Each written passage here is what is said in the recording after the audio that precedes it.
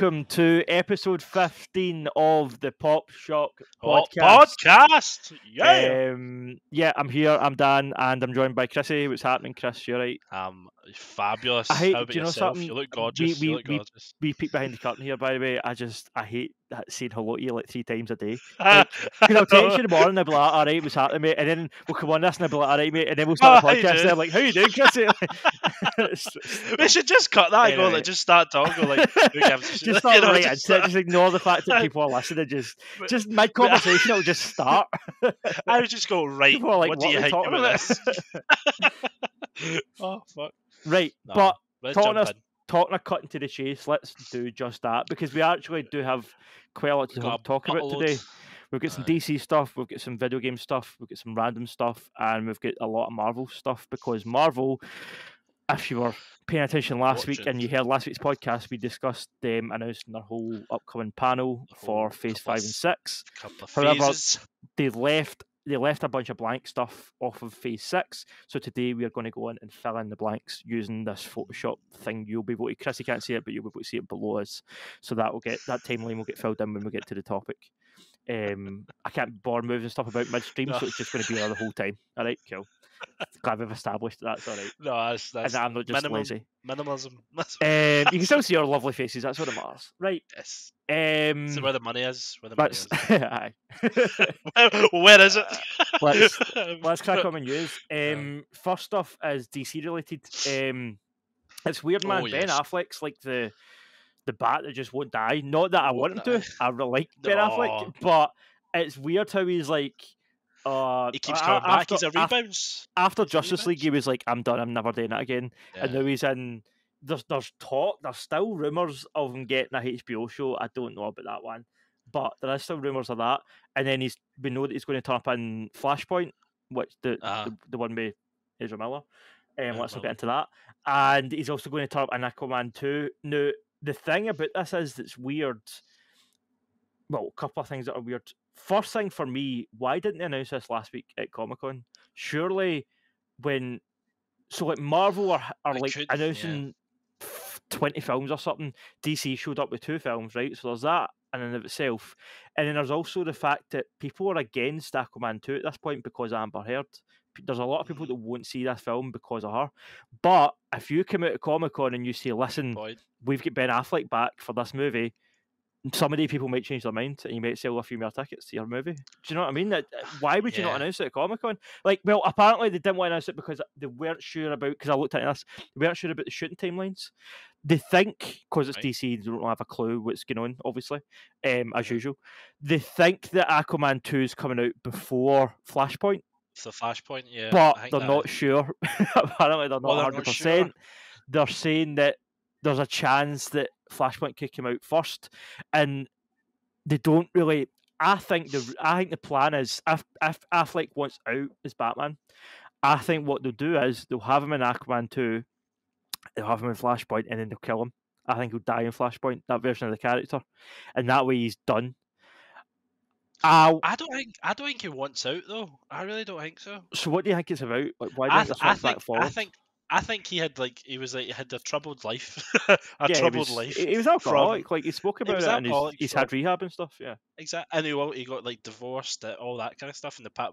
But he's doing better now because he married J-Lo and he's married J-Lo. So exactly. I mean, even like the kind of photo that Jason Momoa posted on Instagram, he looks brilliant. He looks dead skinny. Yeah, he looks like he's the natural. He looks healthy. Bruce Wayne kind of thing. And it's like, well, is this another gear to say, well, he's back on it, plus we've got Michael Keaton, plus we've got Robert Pattinson. Let's go in a pure weird direction and start with like a multiverse kind of thing, but not connected, but just like they've got different things. I would be fine with Batman. I like all the actors. I like Keaton, Pattinson and Affleck, so fine with me. Like, I don't have an issue with that. And I wouldn't want them connected. I mean, I'm guessing Keaton and Ben they'll meet in Flashpoint, yeah, definitely. Keep Patterson by himself, like, 100%. Even though he's used to being like an emo, so like you would enjoy it. So don't taint that universe. Like, as much as I do like Keaton and Affleck, they're joining a universe that has people like Ezra Miller and Amber Heard in it. Keep Patterson away for that. Do you know what I mean? Keep Patterson separate. He's a good one. He's a good one. He's a golden boy. But I mean, it could be like there was a wee bit of news that dropped about the CEO. I think it was the CEO of Warner Bros. Like the movie division, Alan Horn, and he retired, and then Bob Iger got him out of retirement to help the Marvel universe kind of get built. So he was kind of the main guy that wasn't maybe conducting all the research, but was like signing off all the big numbers. When was that, Chris? Like, when did he get him out of retirement? Just like at the When start of the MCU? at the start of MCU. So I like think so. 2008, Or 2009? maybe like 2010 or something when Right, like, it was just like after. starting. So like just before the actual Avengers movie? Aye, that makes sense. So he was the guy who was basically making all Disney all of the fucking money like they would want. And he was a studio executive, so he was the main guy who was making all the decisions. And then it was obviously he was Kevin Feige's mentor. Mm-hmm. So he basically taught Kevin how to build a universe. How to do it, yeah. So he was basically the number two. Kevin Feige was like number two to him, kind of thing. And potentially, just by you saying that, like Ben coming back in, I don't know if this must have been in the works for like a good period of time, you know. And I'm not saying if him coming back, he's going to fix what does like DC because he done such a great job with Disney. I mean, I don't know if it was just him. I doubt it was. But he could be saying, right, okay, let's pause everything now, right? Let's bring in Ben Affleck. Everybody loves him. Let's get, because you said Amber Heard fiasco has probably destroyed this movie's reputation before it's even fucking came out. So he's probably trying doing damage control and maybe building out a timeline what we're trying to do for Marvel. Yeah. And he's saying, right, everybody loves Ben Affleck, get him back in. They love Michael Keaton, get him back in. Now keep this distant, or else I don't know. He seems like a guy who knows how to make money, so I don't think they're going to. Next question is he the man to bring back Henry Cavill? Do you think? Yes. Aye. I think so. I think. I don't know if Henry Cavill is possibly like he's not officially said he's the left, but he just is he. So the last that I heard was that Cavill was adamant at making a Superman movie. He was going and getting writers and directors and working with them to come up with pick a Superman comic, and then like work that into a script. And then he was bringing them to Warner Bros. And being like, "Listen, here's some director. I don't know. He didn't name any directors, but here's this kind of well-known established director. They want to tell this Superman story. I'm up for it. Let's do it." And then they would be like, well, logistically, we don't know how it's going to work in the universe. We would rather have, apparently what they said was, we would rather have used like see the way Tony Stark was after Iron Man 3, where he just kind of showed up in like Homecoming and Civil War.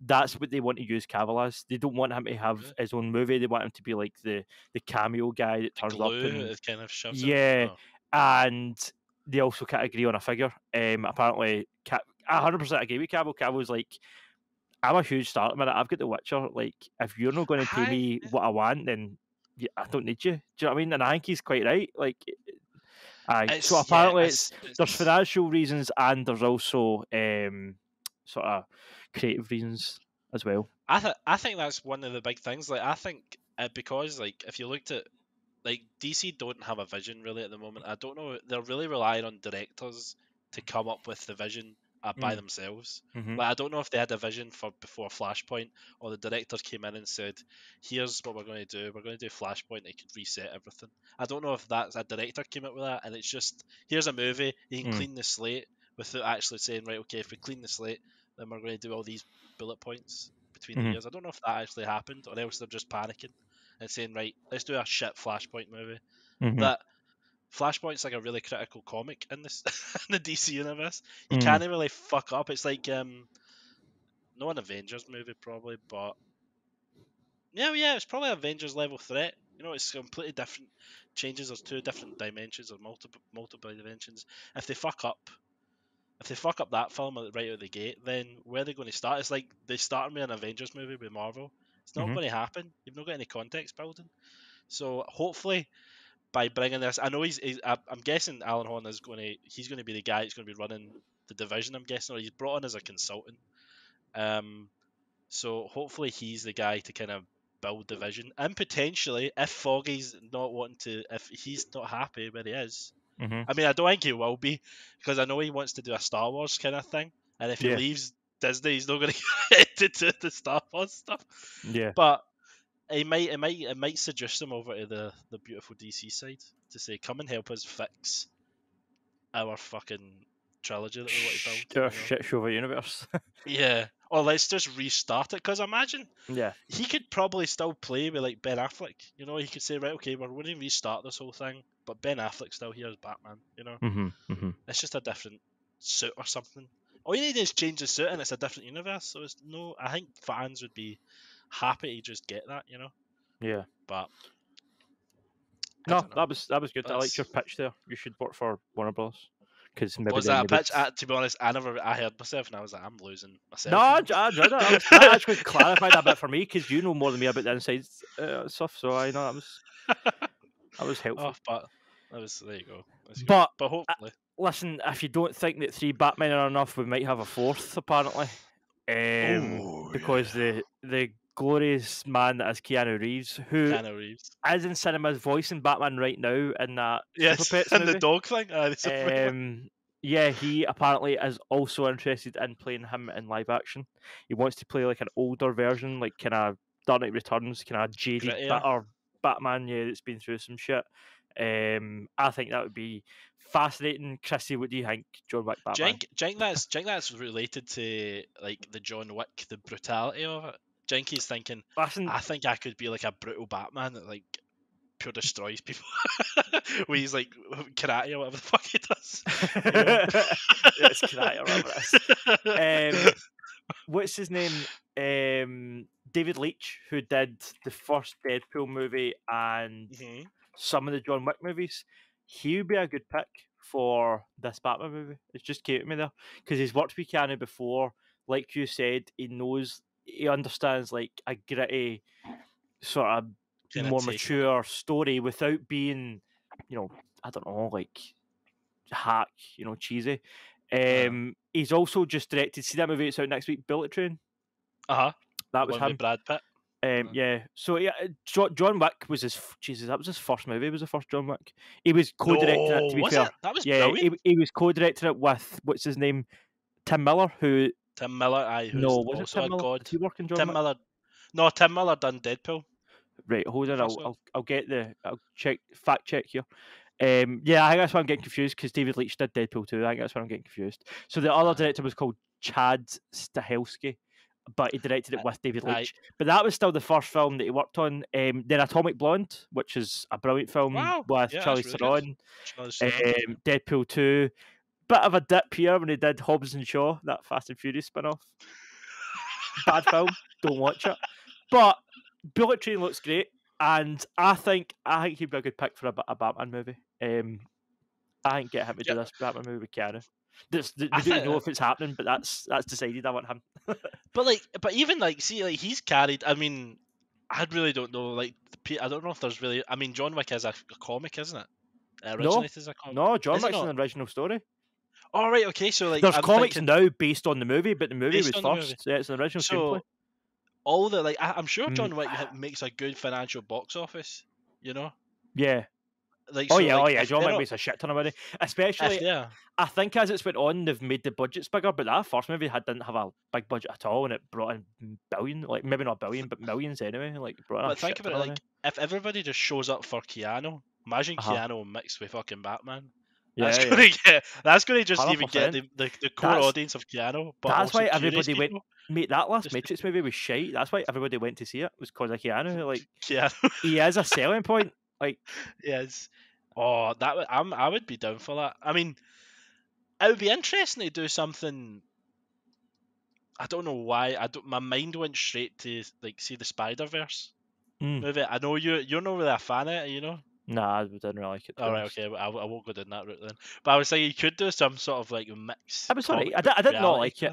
It was an okay kids film. I just didn't really like it.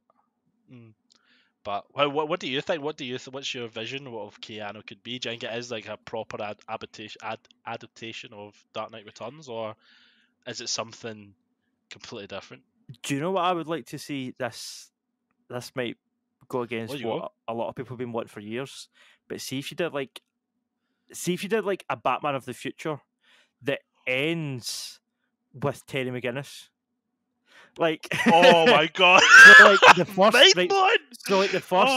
say it's like a 2.5 hour movie, right? The first 2 hours is just Keanu being Batman, but realizing that he's getting too old. He's getting older. Like, yes. his villains are getting away, and he's starting to like beat himself up, and he's maybe he ends up using a gun just because he has to, because he's like getting so slow, and then he's like, I can't keep using this, like goes against everything I stand for, and then that's when he like maybe this kid turns up and he ends up pally with Bruce Wayne, and then you set up Batman Beyond as the next movie, and then you have Keanu as the older Bruce Wayne. There's an idea. Oh man, that is gorgeous. I mean, he's already done Cyberpunk. You see that game? That's what I'm saying. That's sort of idea. Like, imagine that environment. Like futuristic, can almost Blade Runner Cyberpunk, but with Batman. And he's got the figure. Like, you know what I mean? Like, they could take the grittiness of the Dark Knight and make it a Batman Beyond. He's got this figure for the suit and everything like that. And also you can have like a banging electronic soundtrack and stuff, and make it pure like Cyberpunk. That'd be cool. That would be lovely. Like, I think that would be a nice way to do. I think that would be a nice way to do.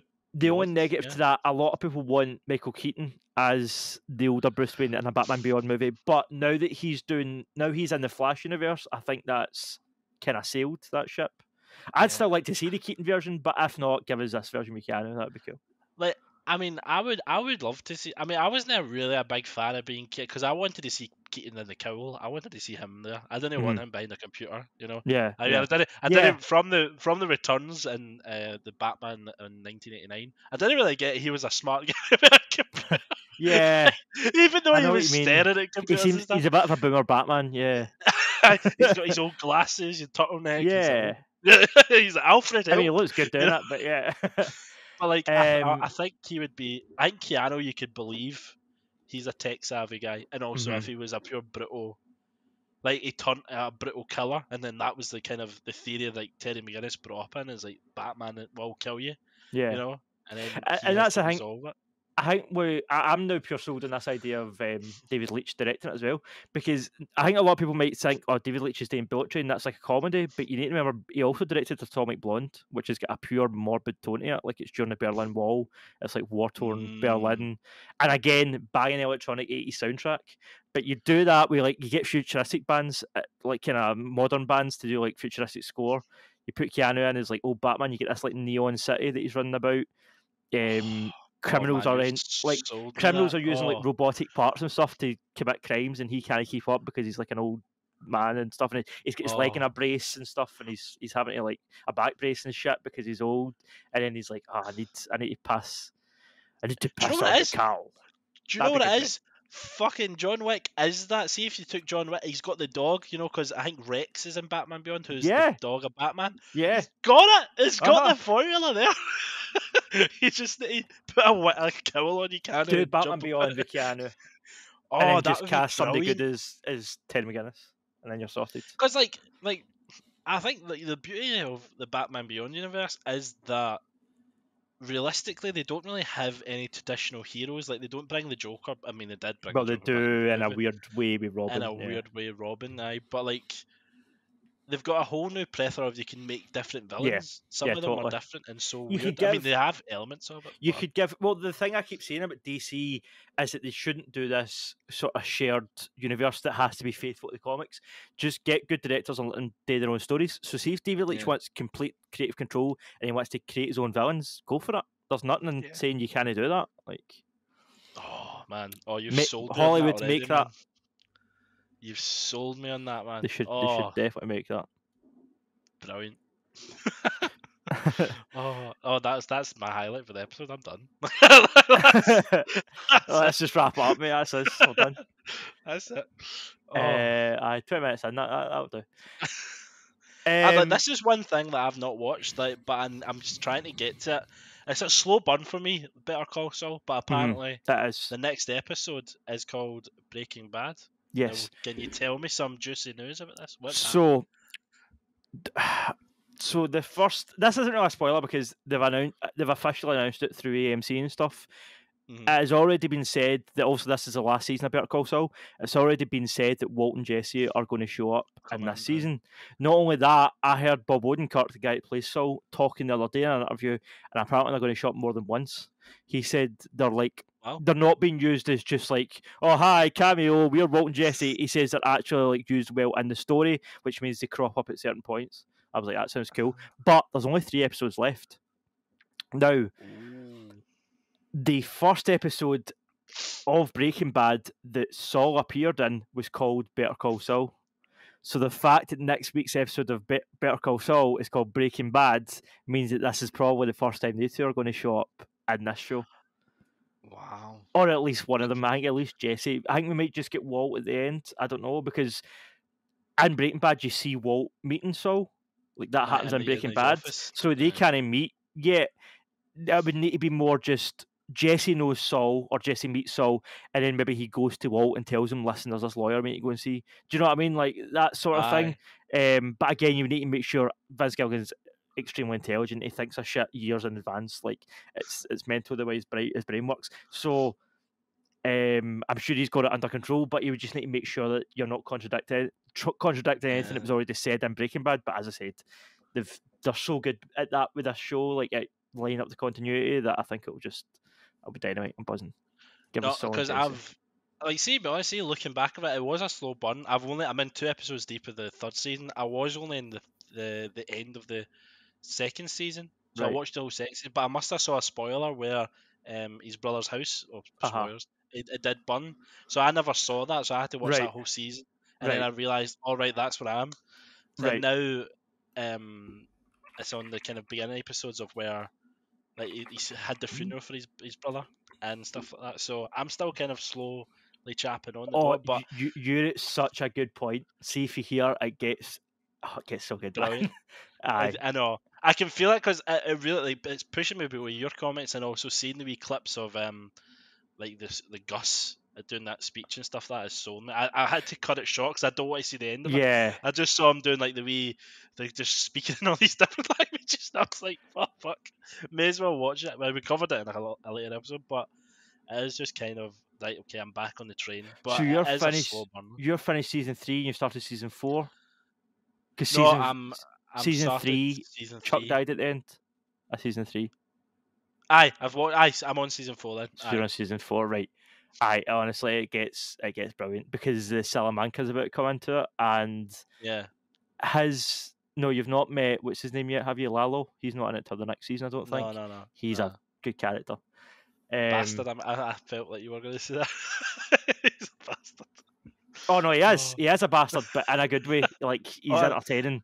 He's a horrible, evil piece of shit, but he's a good actor, and it's just good character. Aye. But did you see the? I don't know why they didn't do that. I mean, it would probably cost a fortune, but there was somebody on YouTube that de-aged Saul. Right. And they de-aged the Gus, and I was like, oh wow, that actually works. Kind of, it fits better, but like, I don't know if it matters really at this point. I'm kind of in love with the characters. That I wouldn't give a shit. It doesn't really bother me in this because Saul does clearly look older than he does in Breaking Bad. It doesn't really bother me. The one thing that was quite obvious was in have you seen El Camino, the movie, which was the sequel? Yeah. Well, in that, Todd, who's the Nazi, blonde Nazi guy, Jesse Plemons put on a lot of weight between the end of Breaking Bad and that movie. In that movie, that flashback scene with him takes place between us meeting that character and then that character's, again, spoilers for Breaking Bad, that character's death. Mm-hmm. So the character's thin when you meet him and thin when he dies, but really quite fat in the middle. And that's the part that's kind of hard to get your head around. But again, Jesse Plemons is a good actor. El Camino, some people didn't like it. I enjoyed it. It didn't bother me. Like I can just take it. You're just in love with this series. You're just happy with Breaking Bad as it.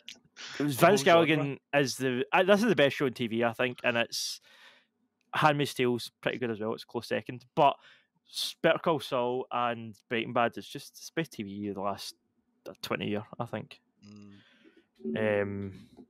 Yeah, because let's move on to other good TV though, because there is a premiere date for Rick and Morty season 6. It'll premiere in the 4th of September. Rick and Morty's had a really interesting kind of trajectory in the eyes of fans. Yeah, because it started off as this kind of like geeky inside show that people were into, and it was like, oh, it's like Back to the Future, and it's a wee bit like kind of Family Guy and stuff, but it's smarter than that. You know, the humor's a bit more quick and a bit more, you know. And then it kind of became a bit of a parody of itself because all these kind of fat geeks became quite possessive. And it was like, you have to have a high IQ to watch this show. And then that became a meme. And then the whole Szechuan sauce stuff where people were harassing McDonald's employees. Like, it just got out of hand. And then it got to the point where it was kind of like cringy because of its fan base. Like, the show was still decent, but the fan base was kind of embarrassing. And then the show became it did become a bit predictable, I think, in like maybe season 4. It was kind of like, right, we've seen Morty do his thing. We've seen Rick being nonchalant about it. We've seen, like, you felt like you were going through the motions. It was still good, but it didn't feel, the novelty had kind of worn off a bit. And then the last season I thought was really good. The last season did some things which made it a bit different and a bit unexpected, and I really liked it. So I'm actually quite buzzing to go into season 6 because although it's maybe not the show, it's maybe not get the same charm as it once had, I think it's kind of went full circle now that the writers know what it kind of has become in the eyes of the internet, and they're maybe trying to do something different to offset that, and that's the exciting part. Do you know what I mean? Do you think this is the last season? No, I don't. Apparently, what was it? It says 100 season Morty, you me, whoever, 100 years, 100 seasons. 100 years. No, but I think it'll just keep going as long as it makes money. I think, and as long as Justin Roiland and Dan Harmon keep wanting to do it, I think those two really are the be all and end all of this show. Yeah. As long as they want to keep doing it, and as long as networks keep putting money into it, which they are, because it sells a shit ton of merchandise. Like, Rick and Morty's a huge, like, pop figures, t-shirts, plushies. Like, it's huge, sort of promotional wise. So I think, like, the big channels, like, I think in America is it, I can't remember who it is it AMC? Can't remember who it is in America that sort of puts some money in it. But over here it's Channel 4 that own the rights in Britain. So exactly. as long as they sort of level of channels keep like pushing money into it, then it will just keep going. I mean, I've had a love-hate relationship, but basically I've not really investigated Rick and Morty that much. But I have, like, I think I didn't watch season 5, so I've still got that to watch. Right. I like that. Like, it's just kind of one of those things where I've not caught up when it got re-released, and I'm like, all right, okay, I'll catch up with it later, and it's just got away from me. But any time I did watch it, it was always entertaining. That I used to, I don't watch it for any kind of story or anything like that. I watch it just to completely zone out, take me out of the zone of life, like, of existence. What the fuck is this? Yes, I think it's perfect for that, and I think it's quite similar to Always Sunny in Philadelphia, in the sense that I've watched them both for years. I loved them. I used to love them. Like, really, they were like my favourite comedies. And the modern seasons, I'm kind of like, the show isn't as good as it used to be. And then they've done a recent season where I've been like, oh no, this is like the old days again. And season 5 of Rick and Morty was like that. And I think it was season 15 of Always Sunny, or 14, whatever the last season was. Is that one on the island? Yeah, that to me was as good as Old Sunny, and season 5 of Rick and Morty was as good as like season 1 again. So it was nice to sort of be proven wrong. That's what I mean when I say, like, I like to be proven wrong. See, when you go in expecting like, oh, this show's shite, it used to be better, and then it's like, oh no, we're still clever and good and funny, and I'm like, I'm glad I was wrong. Like, that's what I'm happy about. Do you know what I mean? Kind of shows being like, no, we're not. You want to be proven you're wrong. Because I think that is the point of like these pieces of media. It's like, especially with the internet, how judgy people are now, and because I'm a writer and I review stuff and critic stuff, you want to be proven wrong, because these people that write and make these shows are in a position for a reason. They're in a position because they're meant to be the best people for the job to tell this story that they're telling. So if you can like break it down and be like, oh, this is dumb, you should have done this different, kind of what we were just doing with the Black Phone before we started recording. If you can do that, then it's sort of like, well, MD could make this better than what it is. Whereas when like you're proven wrong, it's like, oh no, Justin Roiland and Dan Harmon are clearly the best men for the job still. They're still proving me as a critic and as a Rick and Morty fan, they're proving me wrong to say, listen, our show's still good, it's still got stuff to say, it's still funny, it's still worth watching. And that's when I'm like, do you know what? Fair enough. Like, you've kind of earned your prestige as these clever writers. But that's I think that's what we should expect for writers. You want to become out of left field. You don't want to be predictable. And that's why Better Call Saul's so good. Because Better Call Saul, that's one of the great things about it. Because you've seen Breaking Bad, you know where it's all going, and yet it's still exciting. Like, you know who's going to live and who's going to die because you know what characters are in Breaking Bad and which ones aren't. Yeah.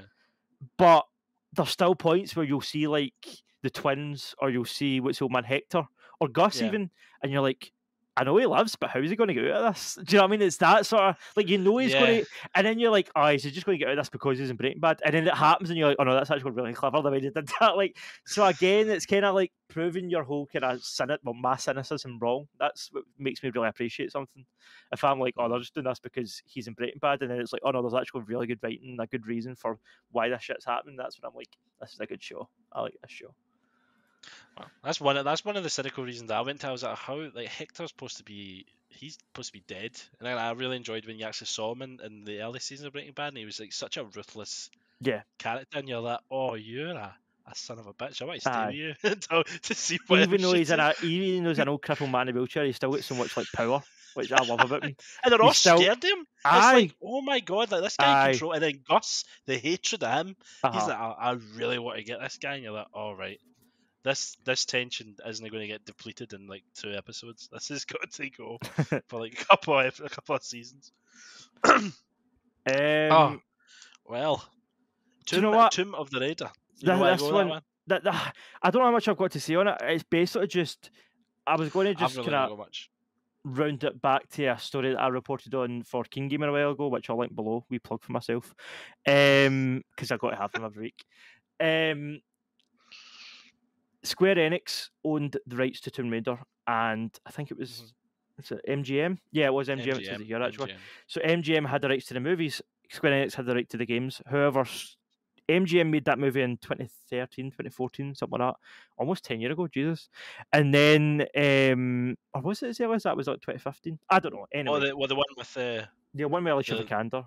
Yeah, maybe it was. Oh no, shit! I was 18. That was 18. That was most of the recent. Oh, okay. Aye, it was quite quite recent. Apparently. Maybe the game came out in 2013. The reboot game. I think that's what I'm thinking of. Anyway, so basically there's no made a movie in a while, and the rights were expiring, and then the Square Enix, who own the rights to the games, they sold the rights to Embracer Group, which very interesting interview, which I'll talk about in a second. But I reported when that happened that they sold the rights to Embracer Group. There was a rumor that Embracer were also pursuing the movie rights as well, because Embracer Group aren't just a video game company; they're like a media company. Right. So there was a rumor that they were pursuing the rights to this. Apparently, there's a bidding war happening right now, so I don't know if they're involved in it, but they would probably have quite a lot of leverage because they also own the video game rights, and then they could say like, "Oh, we can tie it in or whatever."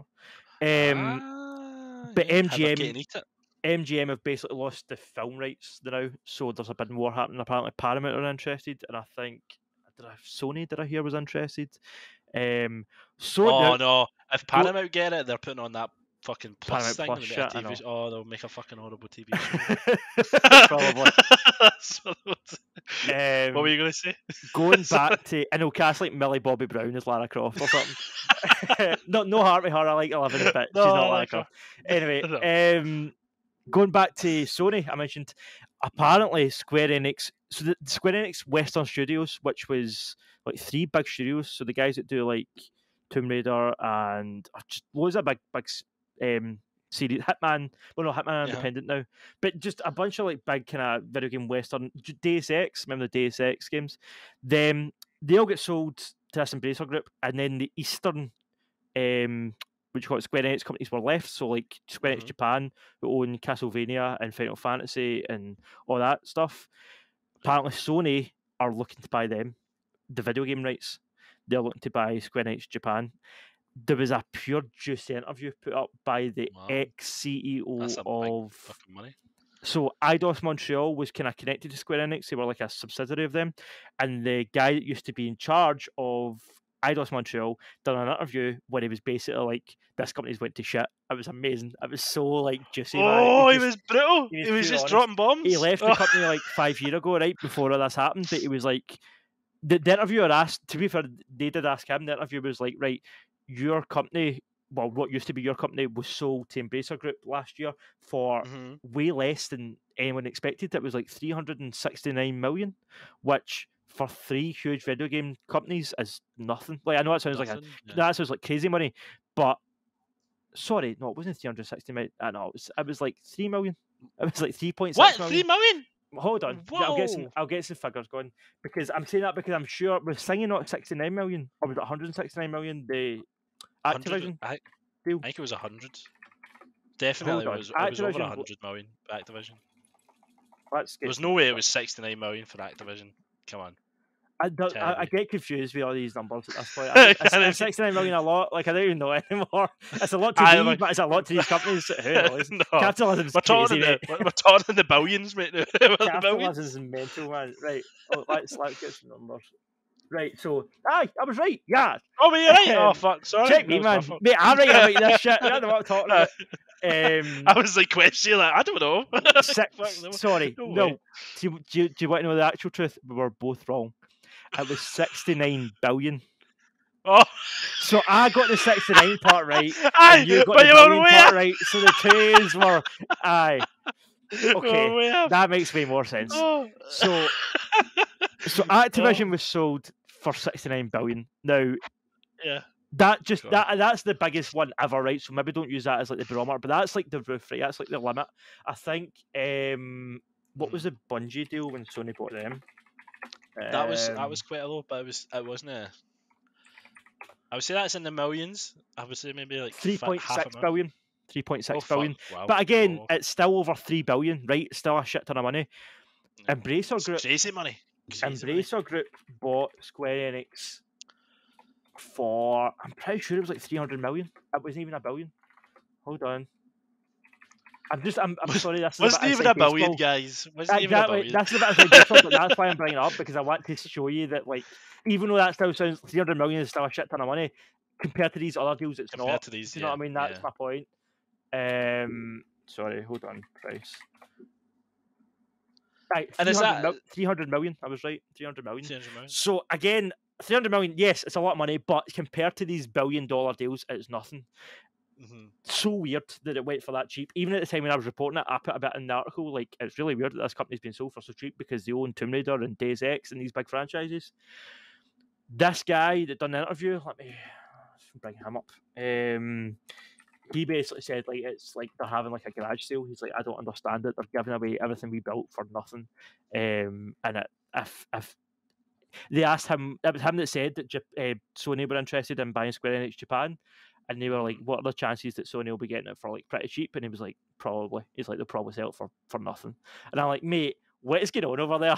Like, what do you know about that company that we don't? Like, it's mental. Is that Jink? It is just like because he left, he sold it. He sold it. He probably sold it to get all the money he wanted, and then he's like, these people that don't have any vision, and now they're just falling apart and selling everything to get as much profit as you can get. It was a few years ago. So this is the headline: Square Enix Western Studios with a train wreck in slow motion. A train wreck in slow motion. That is brutal. That is brutal. His name was Stéphane Dastou, so he was French, obviously, because it's French Canadian. But yeah, it's just the stuff he's saying in the interview. Like, we did our best, we struggled. You don't hit it off all the time. We were close, but we were missing some finishing touches, and we knew that. This is him talking about the last Deus Ex game, and then he's saying when they were told they'd lost 65 million in a year, he said we were dumbfounded, especially because my studio didn't have, like, his studio didn't get told to deliver anything that year. So how are they losing money? And yeah, just if you're into like sad game shit like I am, this is really interesting. Like, if you're like kind of interested in the industry, it's pretty explosive, the interview. He says it's scary to say that you've lost that they money. asked him why he left, and he told them about you were saying like no, they had no vision and stuff, and that's why IO Interactive, the guys that do Hitman, that's why they left, because they agreed with him and said this company's got no vision. And then he said there's a reason why I wasn't the only one that left at the time. They don't have a plan, because the plan has not been successful in the last decade. I don't know why it would be successful for the next 10 years, because of the same people, the same players are there. If no changes are done, then the train will continue to crash. So yeah, pretty. Oh, he's pissed. He's pissed. He's no past his blood. He's still got things. And then to like work he's out. slagging like Square Enix Japan. The guys that are still there. He's like, if I read between the lines, Square Enix Japan was not as committed as we initially hoped. And then he says that thing about there's rumours of Sony buying them and they'll probably get them for very cheap because unfortunately that's what happened with the Western studios. So just a pure, I don't know, really good smear piece. Really juicy. Like see when you write about this shit, you want something like this because you're like, oh, this is good, man. I like people being pure bitchy. Like I was like, you know what it reminded me of? See, a couple of years ago, to round it back to comic books, a couple of years ago, do you remember Scott Snyder came out and done a big thing against DC? Yeah, that was interesting. Like yeah. he just absolutely tore into like DC, and how when they were doing the U-52, they didn't have a clue what they were doing, and he didn't even know he was doing Batman until like what was it, like 2 months before? They were like, "Oh, you're doing a Batman book," like the first issue. He was like, "What?" So that was the last piece I read that reminded me of this was that. So I quite similar. Just creators just absolutely going in on a company. I'm like, yes, get them, me. I love that shit. It's good to show that though, because then it shows that even if a creator leaves, it's the creators that really do a lot of the work, and the kind of CEOs need to be in that kind of the creators need to be in that. But also they need to be in those positions because then they'll be that actually. I know how this. If you were working with a business guy and you're both on the same level, the business guy can talk about the business stuff, and the creative guy can go, "Well, that's see what you're saying. That can't happen." I think that's why companies like that are creator owned are better. Like Kojima Productions, like he broke away from Konami, he's doing his own thing now. He's his own boss. He doesn't have anyone to tell him how to create what a game. to do and what not to do. Like that must be. I know that Death Stranding was weird, right? But it was exactly the game he wanted to make. Weird? That's an understatement. It was the game he wanted to make, and it's the same with the prequels, like with George Lucas. Like, all right, you might slag those movies at the time, or whatever, but they were the movies he wanted to make. He couldn't make the movies under Disney. See if Disney had bought the company and. See, Disney bought the company in the 80s. There's no way that he can have made the movies in the 90s like he did. Like, I don't even think he would be allowed. He wouldn't be allowed. So that's what I'm saying. It's like, okay, it might not always result in the best content because some people don't like the prequels or whatever. But at least you know that's what the creator intended. Like that to me always sits better. It's like, see if you want to fuck up your own universe, fair enough. But see when it's some big CEO coming in and ruining things, kind of like what's happened with DC as well. That's when it pisses me off. That's when I'm like, no, let the creators do what they want to do because that's what the people want. That's what us when we buy a movie ticket or we buy a game. You want to see what the storyteller is giving you. You don't want to see. You don't want to see something that's been tainted by like microtransactions or. Do you know what I mean? Like the recent Avengers game that came out that was shite. Like that's how you get products like that. Do you know what I mean? Like or what they call Jurassic World movies. That's how you end up with shite like that because the studio get involved and they take all control away from the director and they just make them put shite out. Like Anyway, that was quite a good rant. I feel better about that. Get that off my chest. Get the steam off you. You're a bit red there. yeah, I feel better. Well, at least we're talking about games. You can move on to the GTA if you want to jump into that. I was going to do the Star Wars one first, then go into the GTA one because I've got more to say about the GTA one. So, Knights of the Old Republic remake, which a lot of people are excited about, has been delayed. Has been indefinitely delayed. Has it been indefinite? I thought it was just like paused. According to this IGN news article, it says Knights of the Old Republic remake reportedly delayed indefinitely. So there is a lot of like maybes there because it says reportedly. That means it might not be true. That's a lot worse. And this IGN article, this is referencing an article from Bloomberg. Bloomberg are a pretty reputable source. Like, although this is still officially speculation, if it's coming through Bloomberg, it's probably legit, basically. I always say, like, see if a game's not finished, take your time. Wait till it's finished. I'll wait for it. See if this takes another year, another 2 years, whatever, fine with me. This one I'm a bit like, well, one, Sony, I feel like need to deliver some exclusives soon because they've been promising a bunch of big exclusives since they launched the PS5, and really, there's not been that many. There's been like Horizon, Ratchet and Clank, nothing not that's really been like. Do you know what I mean? There's not been like a Last of Us or a. Do you know what I mean, something on that level? Knights of the Republic could have been maybe not quite as sort of original as that, but it could have been like up there with like a Quantic Dream game. Do you know what I mean? It could be a huge selling point for the console. And I also think personally, this is just me being selfish. I've not played the KOTOR games all the way through, like the old ones. I played wee bits of them, and I played them. I made the mistake of playing them years after the fact. They came out. I didn't have an Xbox, so I never played them at the time. And then maybe 10 years later, when I got a decent PC, I was like, right, I'm going to play these games. And I downloaded them, and I was like, oh, these are so old. And like, I really struggled because the dialogue, the action, it felt so like. So I was looking forward to this remake because I was like, this is what I want, because I want to play this game and I want an up-to-date version. This is exactly what I'm looking for. So it's a shame on a personal level, because I was looking forward to playing it, that it's been delayed, and it's also a shame for Sony because, as I said, they're needing to deliver some exclusives. But at the same time, I'd rather wait a year and play a brilliant game than play a shit game just now. Do you know what I mean? Because I don't know if it's any are true, it's just a rumor, but it was like the two art directors that were actually leading this, or the art director that was leading this game, they presented a demo. Right. I believe it was Lucasfilm and maybe Sony. Right. To say this is what the demo is going to look like. And I'm guessing Lucasfilm didn't like it, and then the art director of the fucking project got fired. Wow. So like, well, I don't know if it, like, that's funny, because just in my own head, when I first read this story during the week, I wondered, and this was just me being speculative, so don't take this. This is literally just me who knows nothing, right? This isn't based on anything. This was just a wee feeling I had. The company that made this, that are making this game, what do you call it? It's not Fire Sprite, but something like that. Hold on. We Sprite. It's independent, is it not? They're a small, kind of smallish company, but they also made another remaster of a Star Wars game a couple of years ago. They made what was it called? They made the one that was like Rogue Squad. No, was it Rogue Squadron or Rogue Alliance or something? It was a kind of Clone Wars type game. Asper, that's what they're called. Asper Media. Asper. Or Aspire. ASPYR. So it might be Aspire.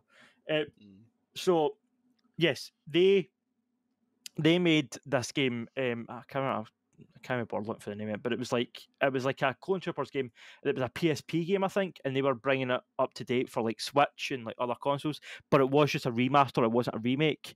So I did wonder when they took this on. I was like, is this company equipped enough to step up? Because not that it can't be done. Like Bluepoint have done it before, and other studios have done this with remakes.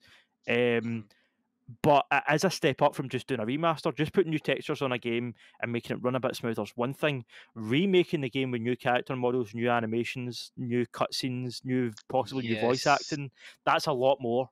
And I did wonder, I was like, is this company kind of up to the standard that you need?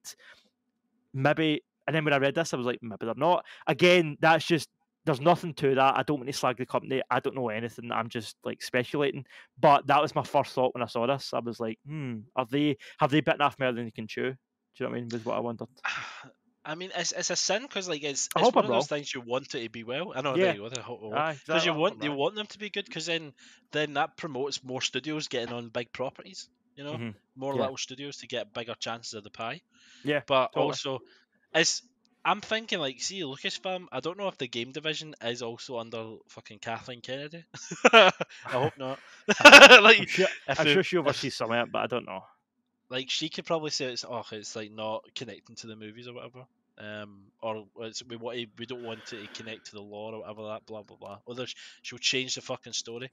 But I'm a bit like yourself. I never played these games. I played these later in life, and they were kind of harder to get into. Yeah, they were very dated, and I was really looking forward to this, because anybody I spoke to who had played it, like see John Davidson and stuff like that, and Danny, they fucking loved it. And it's made me want to play it. A passion. And I'm like, it's like they always say it's like a long game, so I'm like, oh, this is going to be great. But I'm thinking, oh fuck, and it'll be like 40 hours I need to play to actually get through it. You know, the way it is at the moment. Yeah. But you can also play them on mobile, so if you don't want to invest in a PC, you could always run them for your phone, but I don't know what that's like. But I think sometimes I don't know, I would say that sometimes with older games, like obviously playing it on your phone, you've got the on-screen controls and shit. See, if you're trying to play like a modern, like what do you call it, like downloaded a few modern games, and see, try to play them on with touch controls, it's too complex. Whereas if you're playing something old, like Metal Gear Solid, the first one, I played that on my phone. See, because all you're really doing is like circle to shoot, X to duck, and then the buttons to move, you can do that on a phone, and it doesn't feel like, oh, this is pure restrictive, because you're only, even on a controller, you were only using about 4 buttons, so it's not that hard to transfer that to a phone. Whereas, so I think with Knights of the Old Republic, because it's an older game, again, I don't know the control scheme, but it might be simple enough that it does translate to mobile. I don't know. I've not played that. I've seen it's on the App Store, but it's like 20 quid, and I'm not paying 20 quid for a mobile phone game. for an old game. Like, yeah, I was like, naively, I was like, oh, I'll just wait till the remake comes out, but no, that might apparently not be anytime soon. But anyway, yeah, the reason I wanted to sort of bunny hop across to this next story is because this is also from Bloomberg. Jason Schreier, who is, not gonna lie, a bit of a pain in the arse, but a writer that I've always been a fan of, because I don't really like him as a person, but he's good at getting a story, and he's good at getting a story across. I don't know. I like how he doesn't talk down to his audience, but he doesn't use like too much jargon. Like, he's just got a good balance of like a guy that sounds professional and he knows what he's talking about, but you can understand what he's saying. Do you know what I mean? He's got that kind of balance. But he is the reason. I think generally the reason he's a good reporter, I think, is because he's a pain in the arse. He's one of the guys. I think he's just pure persistent, and he'll just pure annoy you until he gets what he wants. And I think that's what makes him a good writer, but not a very nice person. Do you know what I mean? But anyway, because I've heard him on interviews and podcasts and stuff, and he is a bit, I don't know. He'll like. If he gets asked a question he doesn't like, he'll like turn it around on an interviewer and he'll be like, why did you ask me that? And what did you think of that? And I'm like, that is kind of like nasty, but that shows you how, why he's a good writer. Anyway.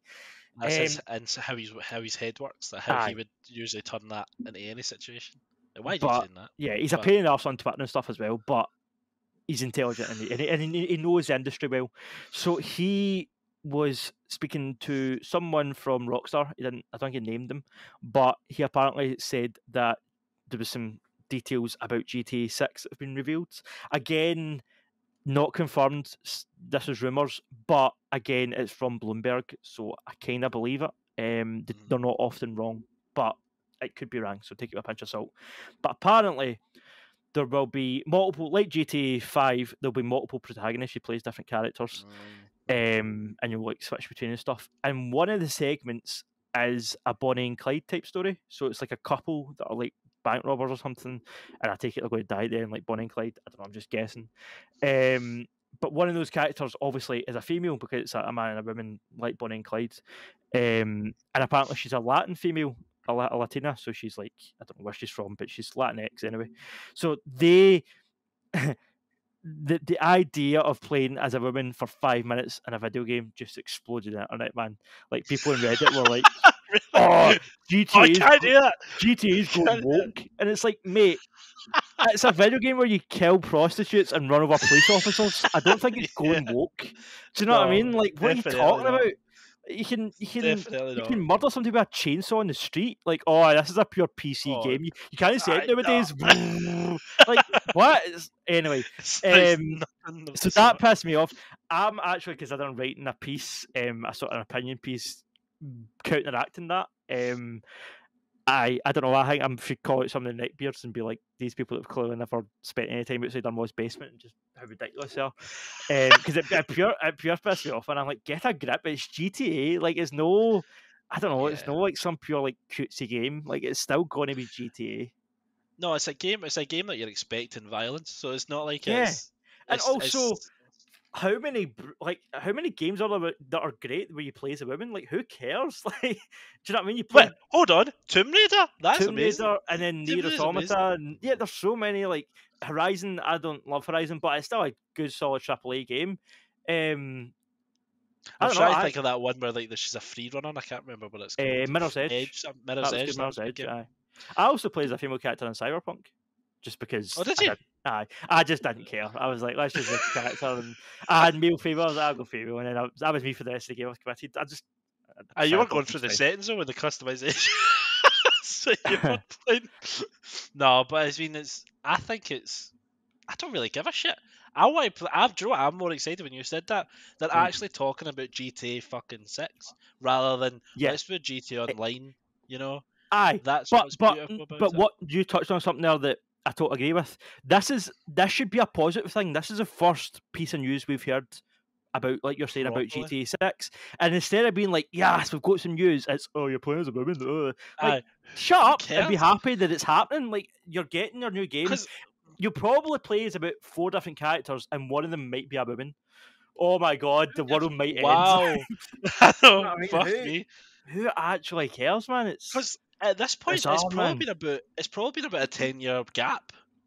Is that right? 10-year gap. 2013. So 10 years next year. 9 years. 9 years. So like, a good solid gap between the games, and the fact that they've talking about that a female protagonist means that they've already kind of got a story. Yeah.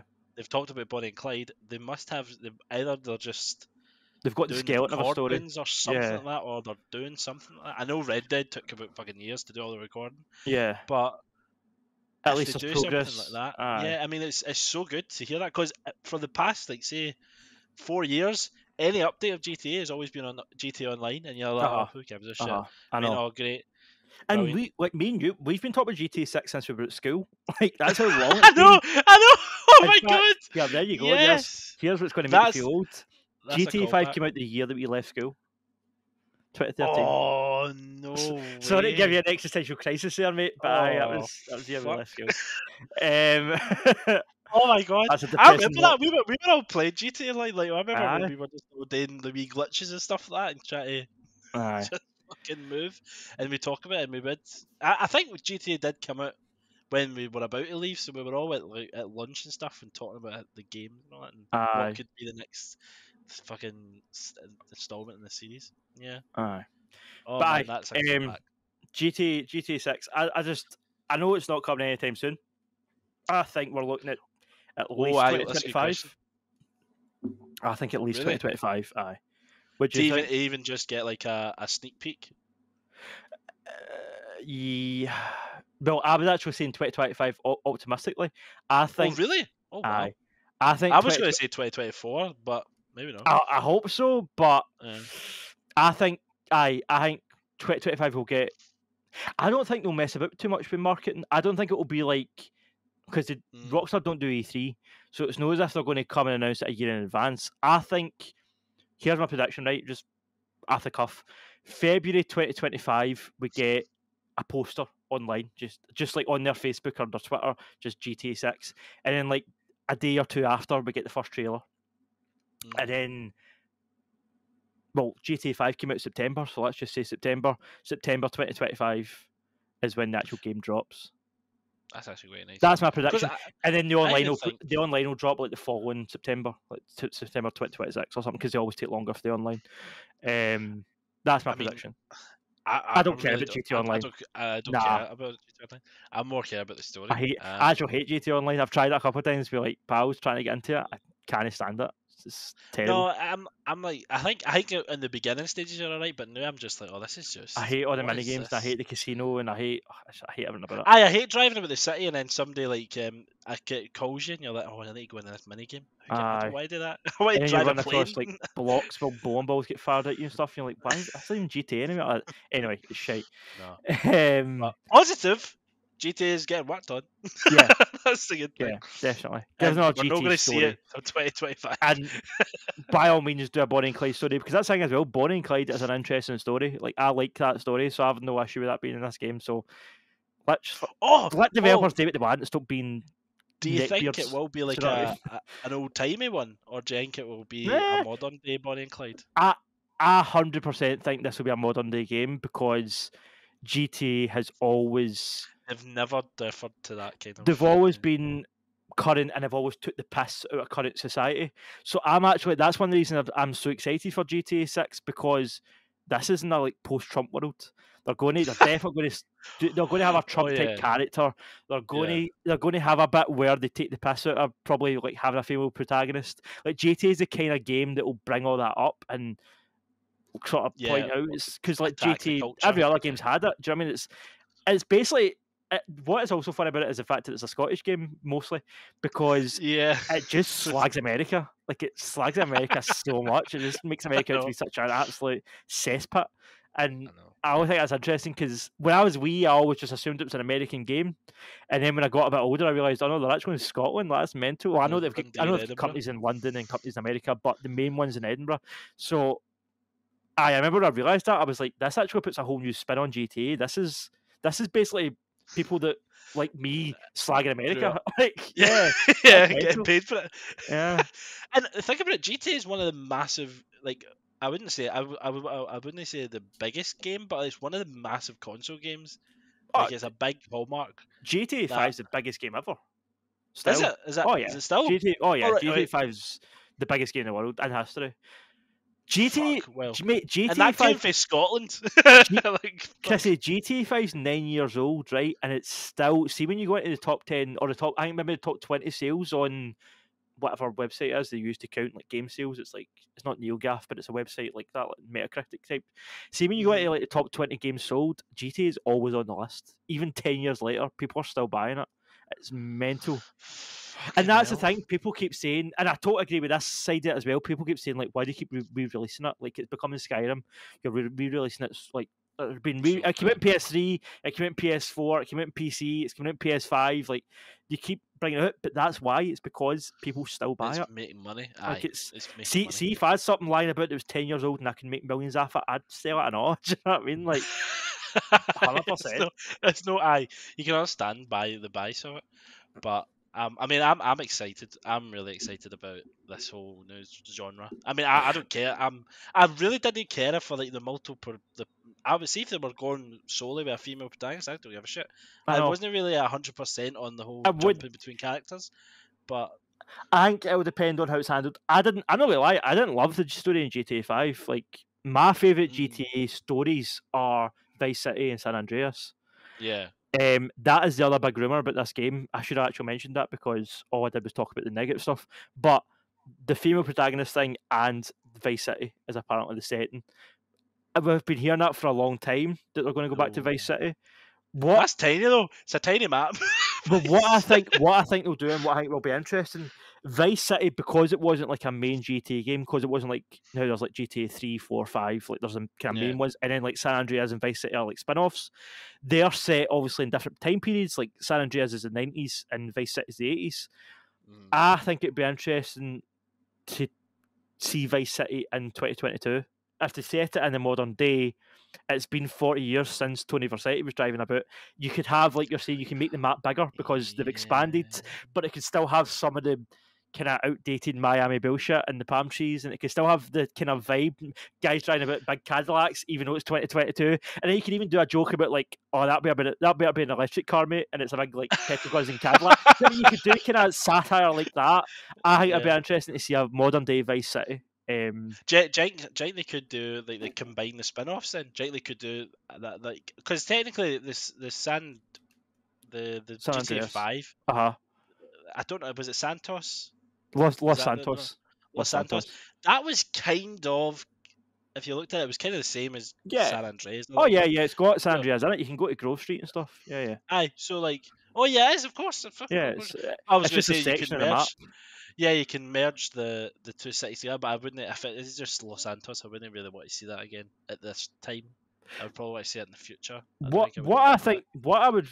Again, I don't work for Rockstar. I'm sure they know better than me. But what I would do like a cycle. Like, see every 3 GTA games because they've got their own version of each kind of major American city. They've got Liberty City, which is New York. They've got, which was GTA 4. They've got Los Santos, which is LA, and they've got Vice City, which is Miami.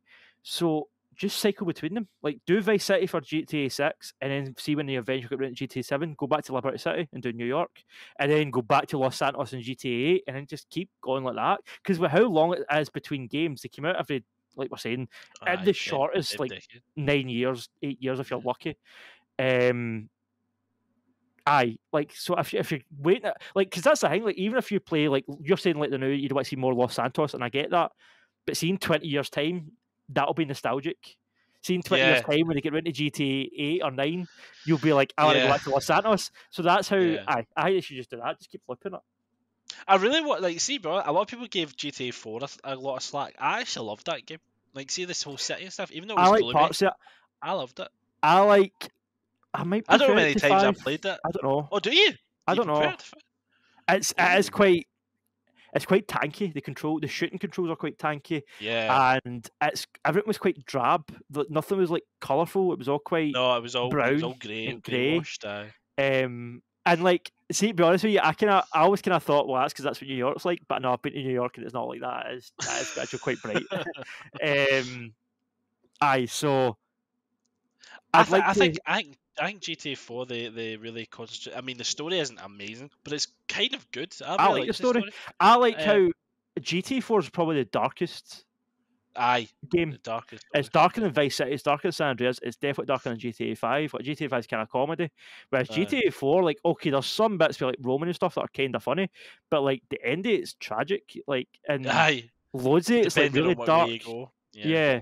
So like even GTA 5 at the end, when like you killed either Michael or what's his name, Trevor, it still didn't seem like, even though Trevor gets set on fire. Did you kill? I never killed any of them. I did them all. I did all the endings. I did the Franklin ending. Was the one that I kind of saved. Was the Franklin ending because that's like the best ending where everybody lives. But I did the other ones just to see what would happen. I think I killed Michael first, and I killed Trevor, and then I done the Franklin ending, and then they all live or whatever. I can't remember. It's been that long. But I couldn't do that. I couldn't kill Trevor. I liked Michael too much, and I couldn't kill Trevor. I just wanted to see what would happen.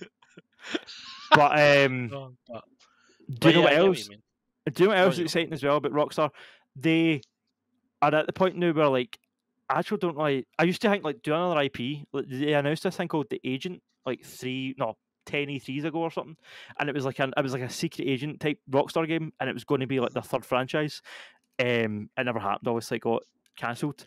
But see now, like, you've got other companies doing, like, we're getting a new Max Payne game. Well, we're getting a new Max Payne remake. We're getting a remake of Max Payne 1 and 2. Is it the same people? Please don't say. Is it the same people that done the GTA remakes? No, I don't think so. Oh, I don't think so. God. I reported on this story. I'll link it below. I can't remember right now, but it's not this. It's not the GTA remake, guys. No.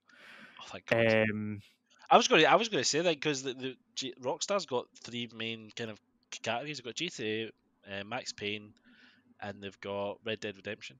I don't know if they're going to go any further with any. Like, I don't know if they're going to go any further with Red Dead. Well, there was a. They've got GTA.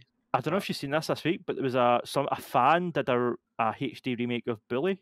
Remember that game Bully that they did? Oh yeah. And it looks weird. Seeing that kid, I can't remember what it's called, but see the main wee baldy kid. Seeing him in like 4K with like his big weird nose and stuff. I'm like, what an ugly looking.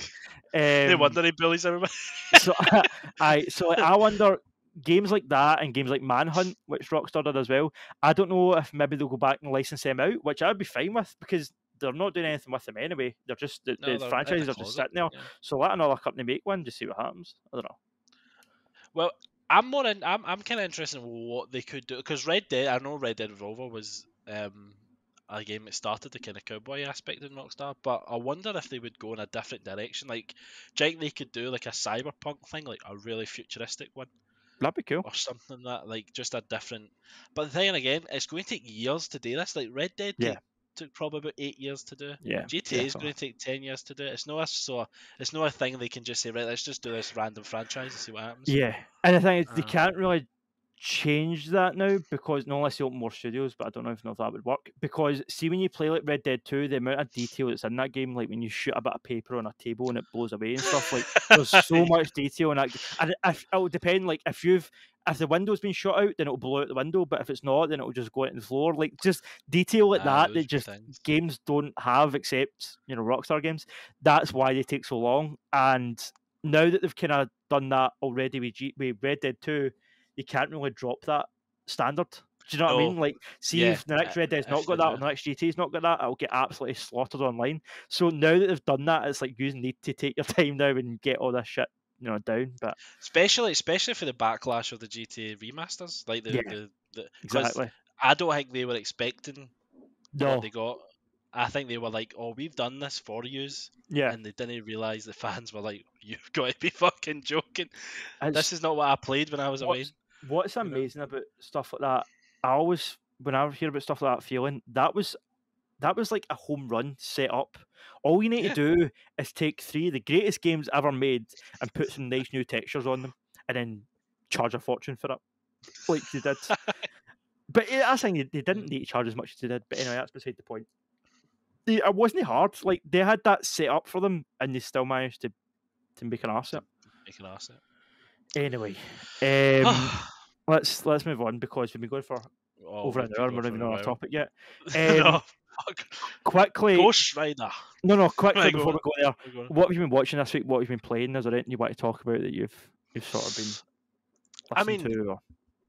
like this is going to be a weird one, like, but if you like, this has got nothing to do with like video games. I've got something not to do with video games that I'm going to show you, but you keep going. Like, what do you think? Pablo Nutini's new album? Oh, I've not heard all of it yet. I've not heard all of it. I love Lose Its quality. It's gorgeous. Oh, it's beautiful. It's at the moment, I'm loving the Acid Eyes. Like, I'm a typical.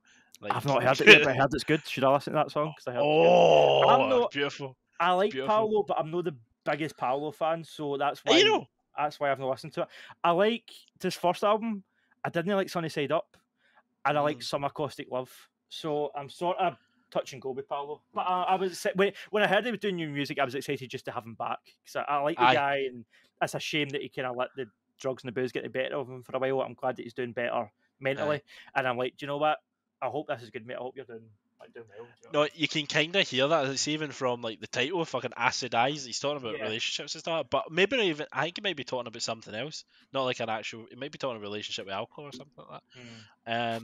But that was the song that kind of got me in to the whole kind of the album.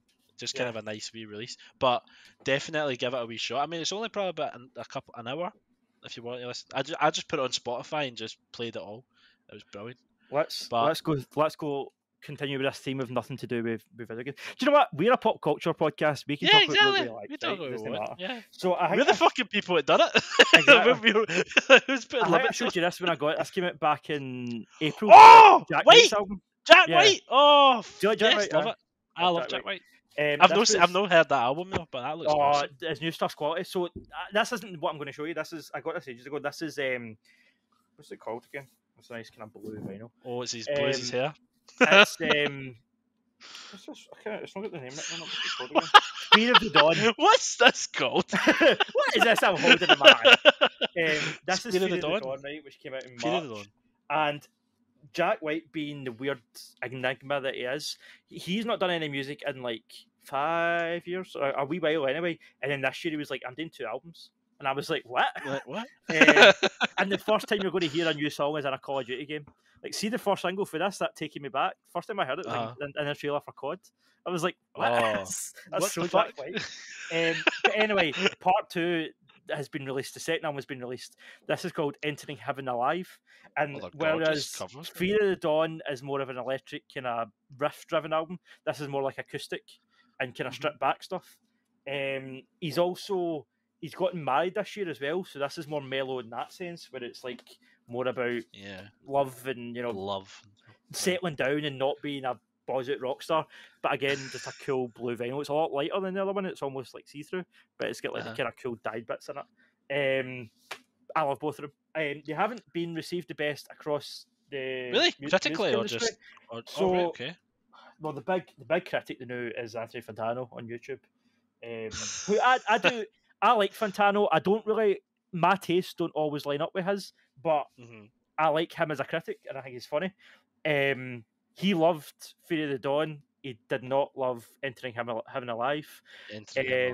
Whereas I've heard critics like this one when it came out, and then people and like Enemy and stuff saying that this one's quality. So do you know what? Like what you like. Listen to what you like. Make up your own mind. But don't listen to critics like me that have just jaded and want to slag something off. Hard-hitted. They've been in the industry for too long. They've seen everything. Exactly. Something else music related, but something that I think you like. Are you a Gorillaz fan, Chrissy? Yes. Oh yes. So, I love a wee Gorilla. So the Gorillaz. You talking about the actual animals?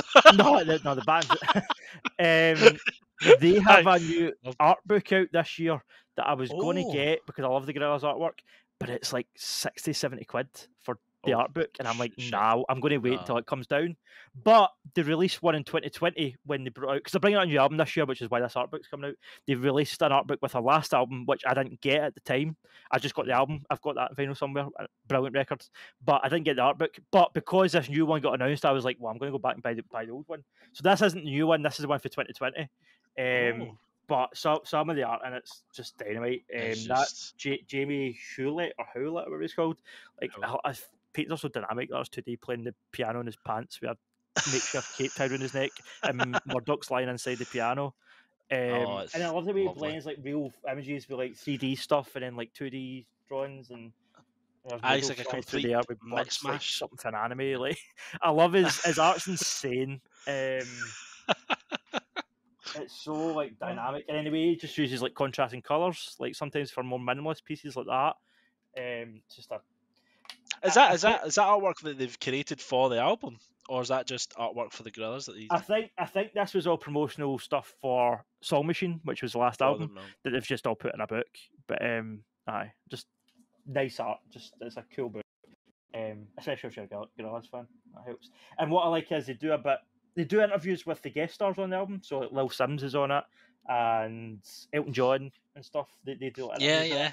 And then they do like through 2020. So they do like the Black Lives Matter. They talk about that, and they talk about like some of the Trump stuff, and they kind of slag him off a bit, and then they also do like Gorillaz through the years. So they go back to like Feel Good Inc. and stuff, and they kind of. I love the way that it's written as if these characters have been in a band for 20 years, even though they're all cartoon characters. Like I don't know, I like that. I like there's some of the old artwork there that's shown you for the first album. Get up to Demon Days and stuff, and then Humans and shit. Yeah, I don't know, just cool if you're a Gorillaz fan. So yeah. Well, like the other ones that I when I started watching them, when I watched the first music videos, I was like, "What the fuck is going on here?" Like cartoon music, I was like, "What the fuck?"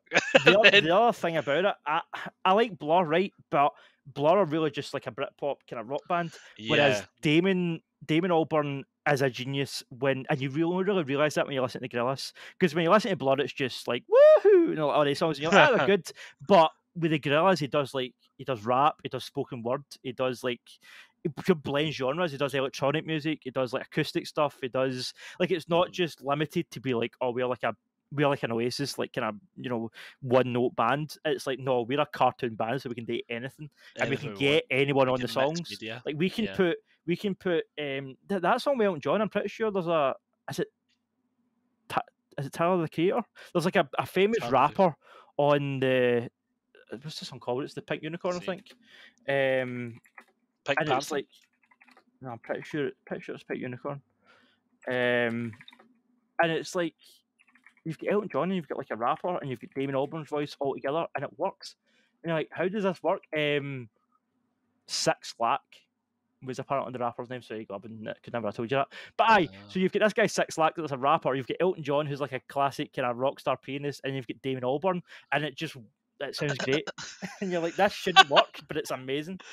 That's what I love about Gorillaz. Just sorry, this is old as well, but have I showed you this art book, The Art of the Batman? This came out. That's gorgeous. With the film. Is that with the film? I wasn't sure if I'd showed you this at the time. This is cool as well. It's got like the costumes. So there's Bruce's costumes, and it's got like a wee like talks you through like how they came up with certain designs, the concepts, kind of. And it goes through the. Does it show you alternatives? Design for that. Or does it? Does it? I don't remember. It's been a while since I flicked through it. Movie came out like March, didn't it? So I've not flicked through it since like I got it in March. But yeah, there's like sketches by Jim Lee, who's up behind me, and there's sketches by like what's his name, Greg Capullo. Who's done some of the concept art, and like basically quite iconic DC artists have all contributed. All chipped in. There's a wee bit here about how they were trying to compare it to Christian Bale's Cool, and how they were trying to make it almost like different enough, but kind of still reminiscent. With like the eye holes are in the same place, but the stitching makes it look different, and just stuff that they did to like kind of make it familiar but also different. And there's loads of these like blueprint sketches for the Batmobile and stuff, which are really cool. Oh, that is awesome. And it's like detailed parts of the Batmobile, and you've got ones for like his gadgets as well. So you've got like the grappling gun. I find that. don't know what that is, right? I think it's like a scanner or something. But there's like all these kind of blueprint drawings, and it kind of obviously puts you in the head of the designers that were drawing this, but also kind of feels like Batman's doing these. Do you know what I mean? It's like this is the shit that he would draw for the sake of building this to kind of make the thing. And there's loads of just kind of beautiful. There's fucking Glasgow. Like, you can't see it with your light. Like, that's in Acropolis. So there's these gorgeous kind of concept art bits based on their version of Gotham, which also acts like Glasgow or Liverpool, kind of British cities. And it talks about the Batcave, and it talks about Alfred and City Hall, the design of City Hall and stuff. Oh my god! I might actually get that. Actually, that looks awesome. If you like, and there's the car crashing when the car comes through and drives up the thing. The funeral. If you like concept art and you like really kind of behind the scenes stuff on how films are made, then it's actually good. It's a good read.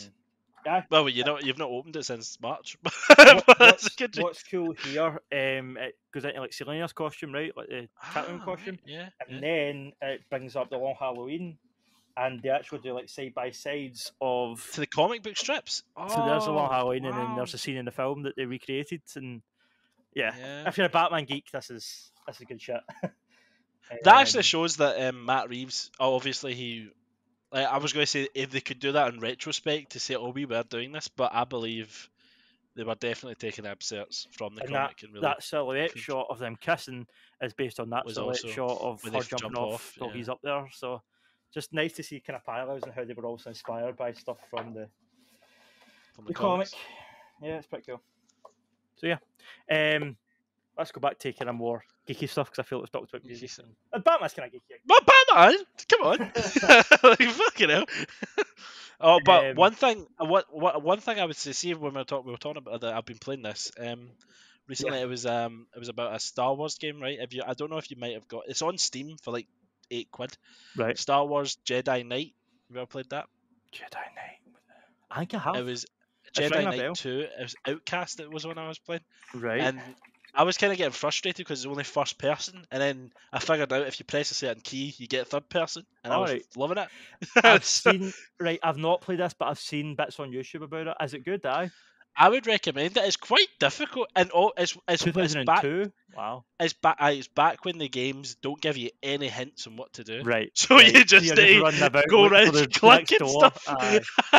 Or there's so many doors, and you're like, what door have I go? Have I been here? All right, I've been here. Okay. Like, fuck.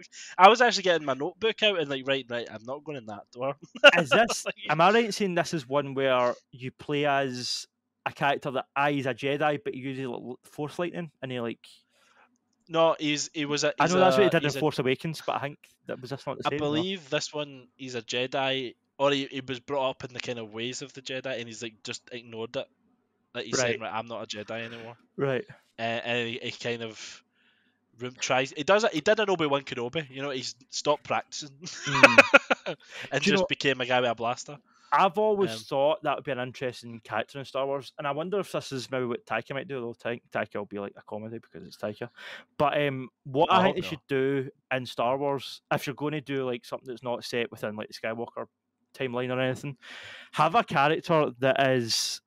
He's also a part of the world, so he knows what lightsabers are, he knows what blasters are, he knows what like bounty hunters are, so he's maybe got a jetpack and stuff.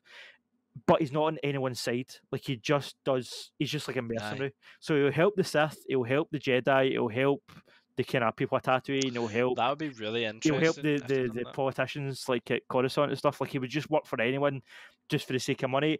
And like maybe you see a lot of this stuff kind of tertiary from like an outside perspective. So you might see like a council meeting happening with the Jedi, or you might see like, I don't know, like plans of the Death Star or something lying on a table, but he's not directly involved with it, because I feel like everything in Star Wars has to have to do with something. So like even in Rogue One, it's like, okay, there's none of the characters, but this is all about the Death Star.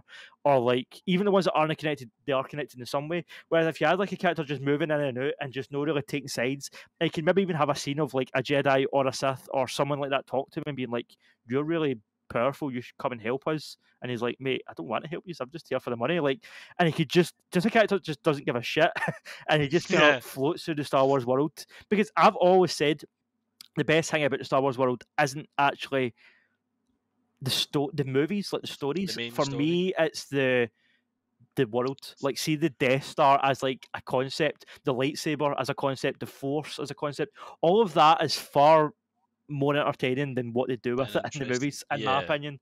And I always feel there's more potential.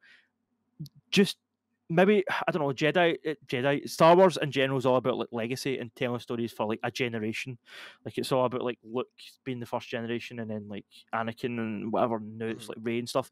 See if they just told a good story, like where it's like like the way Batman does sometimes. Just do like a crime story set in the Star Wars universe, or a murder mystery, a serial killer in the Star Wars universe, like, and you play as a detective, like something like that. Just tell an interesting story, but just set it in that world as the backdrop. I think that would be cool. See, I think you could potentially say this is what like Obi-Wan Kenobi and the Mandalorian are doing in the sense of establishing worlds. Yeah. So you could say like in the future that could actually happen. You know. Like they could go into that Obi-Wan. Well, obviously, I don't even know what planet that was, but that planet, like he went on to get Leia, that looked like a planet.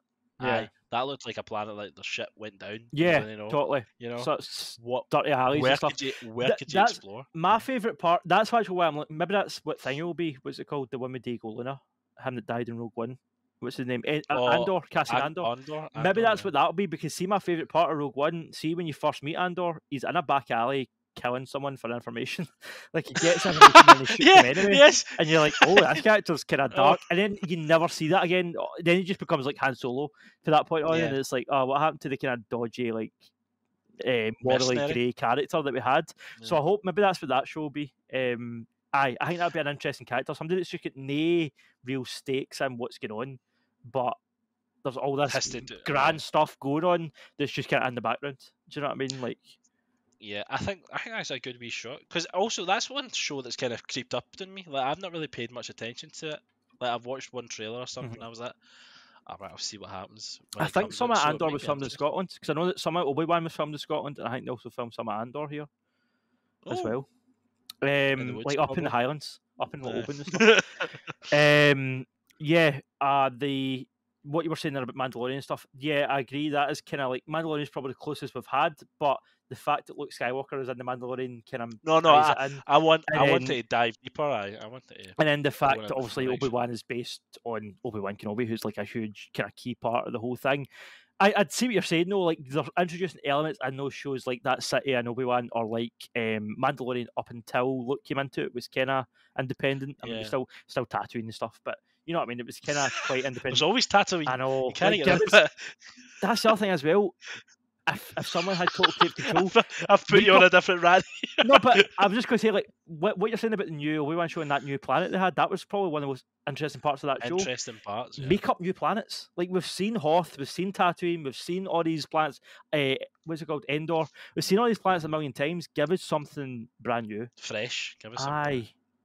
Anyway, because that's, I mean, then you can go back to what you said with GTA, with the Vice City.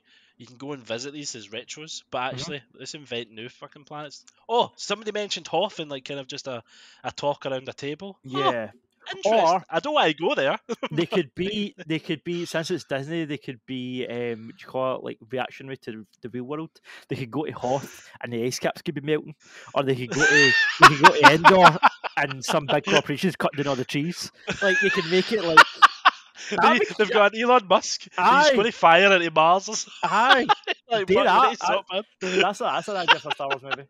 If you want to get political, get political. Do you know what I mean? Yeah, don't just have boring council meetings. Like, get actually political. That was right. Good. With all that out the road, we are how long are we at this podcast? We're an hour and a half and we've not even done a topic, so let's move on to the topic. Let's move on. Are we not going to carry on and try and finish it? There's a wee drop of news, Marvel cover news, but we're going to kind of cover this as we go because it kind of pertains to what we're going to be talking about. So, do you want to do? I don't know. Do you want to go through the news first and see if that informs our decisions when we do the timeline, or will we do the timeline and then be like, all right, who have we missed out that there's news about?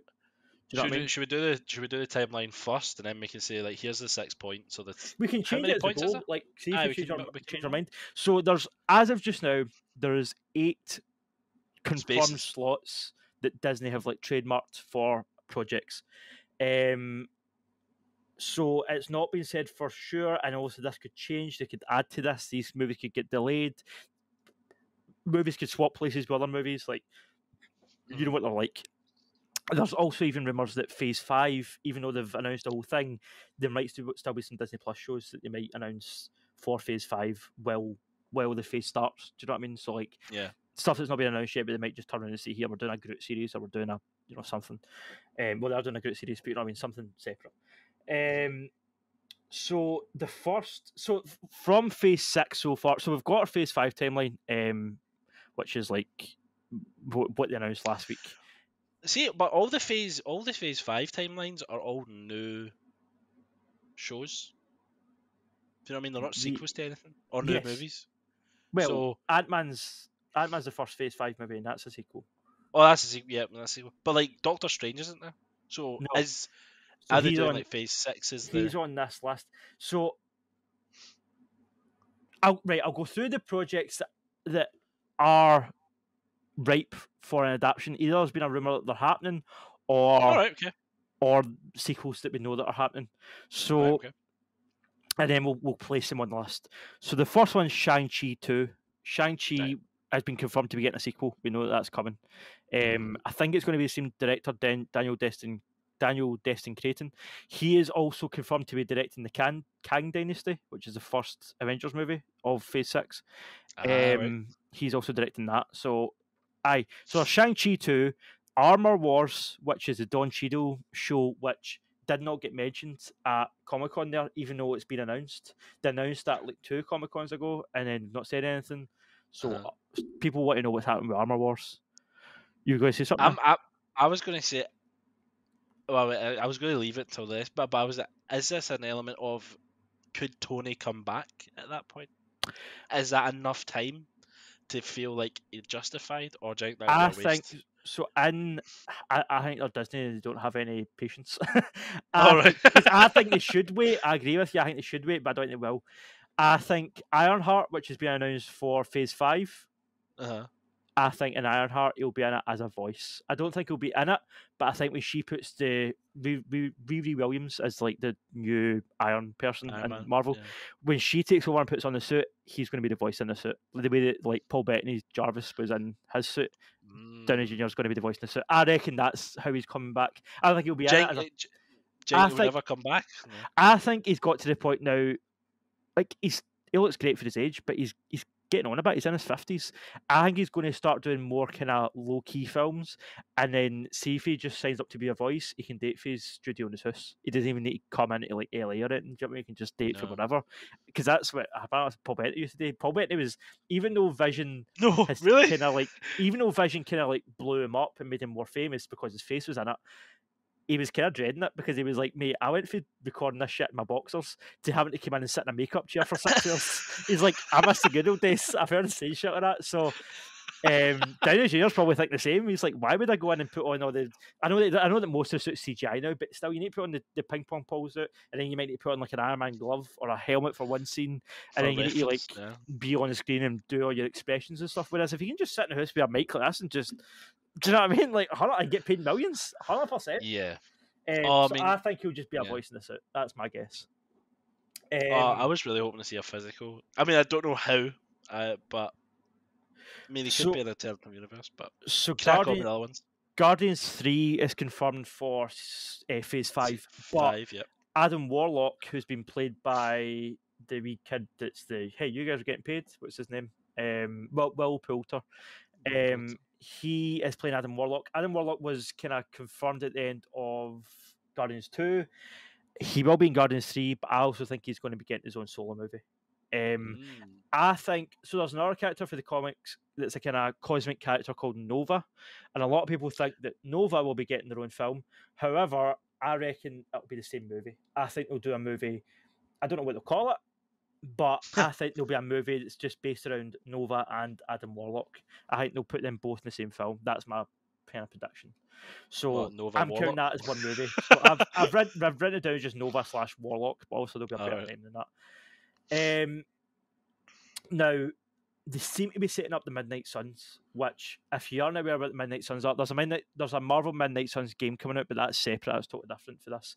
Different spelling because Midnight Suns, the game, is spelled with a U, like SUNS, whereas this is Midnight Suns, as in I'm your dad, you're my son, SON. So the Midnight Right. Suns, it's Daredevil, Punisher, Ghost Rider, Moon Knight. It's all the kind of darker street level characters. Now, we know that Charlie Cox is coming back. Again, Phase 5 confirmed that we're getting a Daredevil show. We know that Charlie Cox is coming back. There's rumours that John Bernthal might be coming back, although nothing confirmed. Moon Knight, we still don't know what's happening with Oscar Isaac. And in my opinion, you've got an actor like Oscar Isaac, you don't waste him. So the fact that there's not been a Moon Knight season 2 announced, I think this will be the closest thing we'll get. I think this Midnight Sun show will be like Moon Knight season 2. Moon Knight, and then Ghost Rider. Now, Ghost Rider as a character who they've been talking about for a long time. He was in the, just call it the, what's it called? Agents of S.H.I.E.L.D. show, played by Diego something, but that wasn't Johnny Blaze. They've not done Johnny Blaze yet in the MCU. So there was a rumour a while ago. Was it Ryan? Are you going to the Ryan Gosling? No. There's a rumour a while ago that Norman Reedus was interested. Darryl from Walking Dead. Apparently he's always been a Ghost Rider fan. Fans on Twitter were like campaigning that for it, work. And he was like, "I would 100% be up for it. If Disney want to give me a call, then I'll go for it." So that was the original rumor. I like that idea too. However, recently, so the first thing is She-Hulk's coming out next month, in August. There's a trailer for it, and in the background there is a poster for Johnny Blaze. Now, if you don't know, in the comics, Johnny Blaze, before he was Ghost Rider, he was like a stunt bike guy. He was like Evil Knievel. He would like fly over buses and shit on his bike. So that's what this poster looks like. It's for like a kind of circus show with Johnny Blaze. So the fact that they're kind of introducing that character in the background of She-Hulk means that they're probably going to do something with him. Ryan Gosling has also spoke out and said that he would be interested in playing Ghost Rider in the MCU. Now, for a number of years, I've been thinking to myself, Ryan Gosling's a big actor and he's not involved with Marvel, kind of like Leo. These kind of big actors like Leo and Gosling, they probably could do a Marvel film if they wanted to. Keanu as well, actually. And yet they've not done one yet. Oh, yeah, they've not done one. Is Ghost Rider the one for him? I don't know. What do you think? I immediately thought, like, because I really loved him in the I can't remember the movie, but it was done by the Australian guy. Oh my god, fucking hell! And The Nice Guys. Russell Crowe. I really liked him there. It showed a different side rather than it was funny stuff. And I've both of us hasn't watched The Grey Man, but I'm guessing it's kind of the same. Just it's a no more action kind of focus. Well, have you seen Blade Runner, right? 2049. I've seen Blade Runner. He was good at that. He was good in that, yeah. But like, I like, see, because you said Norman Reedus was also interested in it. I think he could be a belter of a. Me too. Like, I like Gosling, but I think Norman Reedus has got more charisma. Yeah. I think, and that's what you need for this role. You need a more darker person to think like. Totally. Gosling's a bit, the devil, like Ryan Gosling's playing Ken in the Barbie movie, which is perfect casting. He is a real life Ken doll, which is fine. There's nothing wrong with that, but it's not Johnny Blaze. Johnny Blaze is rough and he's darker, and he's not a kind of clean cut white boy like Ryan Gosling. Do you know what I mean? But also that could tie in. I don't know if it does. I remember seeing something. I don't know if it's just an animated film with Ghost Rider, but he ties in with Dracula and all that, an element in the Devil. Right. I know he speaks in the Devil in the second one. Yeah. Like the Devil comes and chases him, but I feel like he was talking to Dracula at one point, and that kind of ties into the Homelander element. Don't know if it connects. Blade and stuff. Blade. Totally. So they could like see if they'd done that. Oh my god, the whole anti-hero thing with fucking Homelander, the psychopath, is Dracula, and they've got, see now, like, I can see like a vision of Marvel being good rather than, it's going to be darker, I think, rather than the fun, hopeful. It would be a more darker route.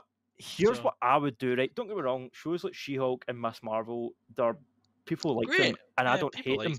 But what I would do personally, I would see things like that are kind of lighter in tone, like She-Hulk and Miss Marvel, that are kind of like comedies almost. Make them your movies, because Marvel movies are known for being kind of comedic.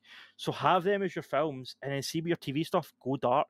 That's where you do Blade, Daredevil, Ghost Rider, do these darker characters, and then that also keeps it separate, because then it's like, I feel like now in Marvel, they don't really know what to do with certain characters like Deadpool and stuff, because they're like, oh, kids watch these movies, but we also want to have like directors that want to do darker stuff, and Marvel Zombies, for example. Like, how do we get the tone right? Because with comics just sell comics, and then whoever wants to buy them buys them. Like, that's easier. Whereas with movies, you have to market it to make money. So basically, you're marketing it to everyone, as the plan of Disney's plan anyway.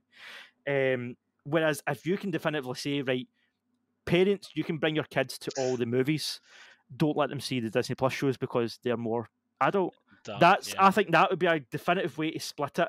Then you could tell your darker stories. You would have people like us that are interested in the more kind of dark adult stories would go and buy Disney Plus subscriptions, even though Disney Plus traditionally is more like a kids subscription thing. That's how you get an adult audience on board. And then you're still making your absolute crazy money at the box office because all the families are going to see the films, and then you're getting more subscribers to Disney Plus because people are wanting to see Daredevil and Ghost Rider. I think that's how I would split it, but that's also not what they're doing because, like I'm saying, She-Hulk and Miss Marvel, these are more light shows. These aren't dark shows, so they're it's always like Disney being Disney. They're trying to have their cake and eat it too, and I think if you split it, it might have.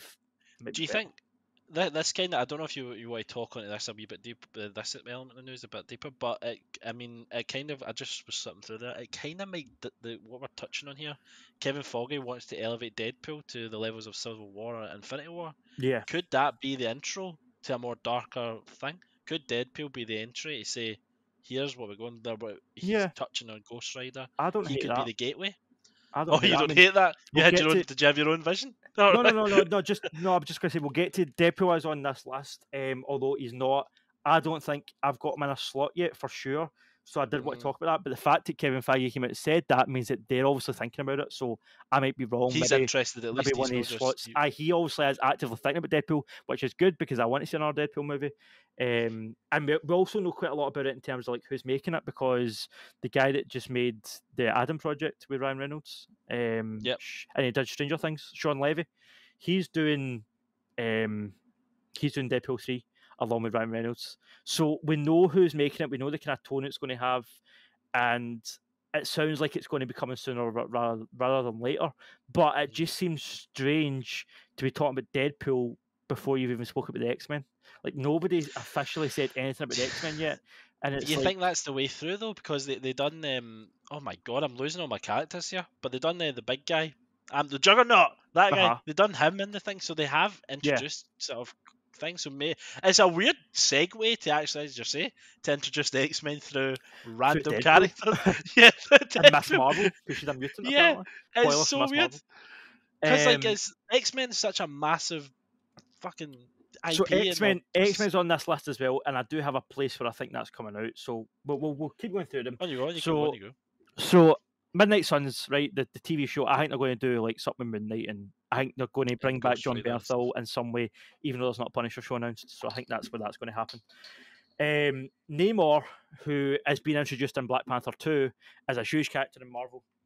He's basically Marvel's Aquaman, so he's going to get his own movie. 100%. Another fish guy. Another fish guy.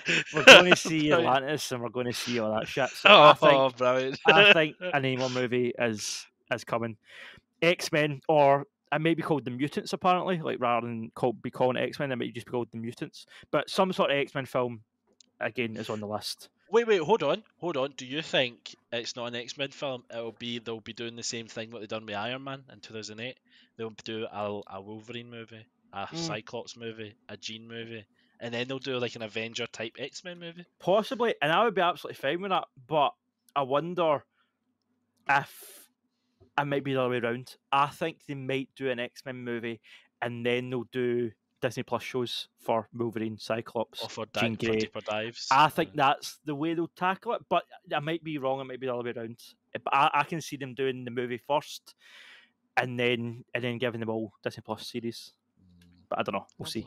You never know. X-Men, Doctor Strange 2. We know that that's happening. Oh, sorry, Doctor Strange 3. Yeah, thanks. Doctor Strange 3. Yeah, because of the way that the last one ended with him and Charlize Theron jumping into the portal. And Dormammu. Dormammu coming back, yeah. So yeah, Doctor Strange 3. Try not to laugh at this one, but I put it down anyway. Eternals 2. Oh no, fuck off. Um, that's not happening. That's what Massimo keeps saying as well. Listen, There's no I didn't way. hate the Eternals. I thought it was all right. Oh, come on! I didn't think it was great. I didn't think it was a No, great movie. it I was, thought it was yeah. fine. I thought it was just okay. It was like a 6 out of 10. It was fine. It wasn't like there was no way they can. I mean, they're going to push that because that's where like, the big baddie is. I've heard. I don't know the big guy they fight, but like that's like a big guy in Marvel, isn't it? With the Eternals. What's the weirdest thing about the Eternals? It's been somebody pointed this out in a meme recently. It's been 3 movies since the Eternals, and nobody has addressed the fact that there's a huge statue stone man sticking out the earth. Like outside of the earth. That's never been addressed, and it's like That's normal. Just ignore him. Like, see that big guy, I just patch him up there. Like, it's what? Like the moon? He's like the second moon. Like, it's so weird. But anyway, I think they will do Eternals too. I don't know. I can see them doing more. I don't know. They wouldn't introduce all those characters not to do anything with them in the future. Also, Harry Styles was introduced at the end of that movie, which people didn't. Some people were pissed off at. But you don't introduce somebody like Harry Styles and don't do something with it. So I think, and I think the only place for him really to appear again would be in an Eternal sequel. So I think that's where we're going to see the beauty of that. It goes back to the old movies where you would either get like a music soundtrack from the cast, so he could do like a soundtrack. He could do the movie, yeah, like Will Smith used to do. Yeah. I was like, Man in Black. I was like that. Oh, Wild Wild West. It's a Wild Wild West. Yeah. Oh, that's it. That made that movie good. I know. That was the only good part of that film. With the Wild West rap. Oh. So yeah, Eternals. We spoke about Harry Styles coming through. We spoke about Deadpool 3 already. I think they're also setting up some sort of new Avengers, young Avengers, new Avengers type. That's because definitely. You've got young Hawkeye now. Ant-Man 3, his daughter's going to get an Ant-Man suit apparently. You've got who else? Would She-Hulk go into that? Like, do you think they would go into that? Nah, She-Hulk's not in it, but I think Thingy might be in it. Yelena, Natasha's sister. She'll probably be like kind of the oldest one, so she'll probably be the leader, I would guess.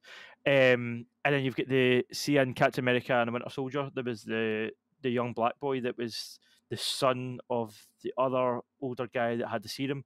So he in the comics he goes on to have like powers and stuff. So he'll probably be in it. They've sprinkled these wee like kind of younger characters. Miss Marvel's probably going to be one of them. But they've sprinkled these kind of younger characters that have got powers, and to obviously set something up eventually. So when they do that, I think that'll be a movie, whether it's the new Avengers or the Young Avengers. Is it Steve the Young Avengers? Is there like a Thanos level threat, or is it like kind of not that big of a threat that they face? Or so they're kind of different. Actually, I've kind of clubbed it together here because I think that's what Marvel will do. But in the comics, the Young Avengers are different for the New Avengers. The Young Avengers, like you're saying, they're more dealing with smaller level threats, whereas the New Avengers is like Spider-Woman and characters like that came in. See that book Avengers Disassembled, where some of the Avengers die, some of them leave, and whatever. When shit keeps going down in the world because it's Marvel, they have to put a team together, and then that becomes the new Avengers. So there's some old members or some new members, and it's just kind of amalgamation.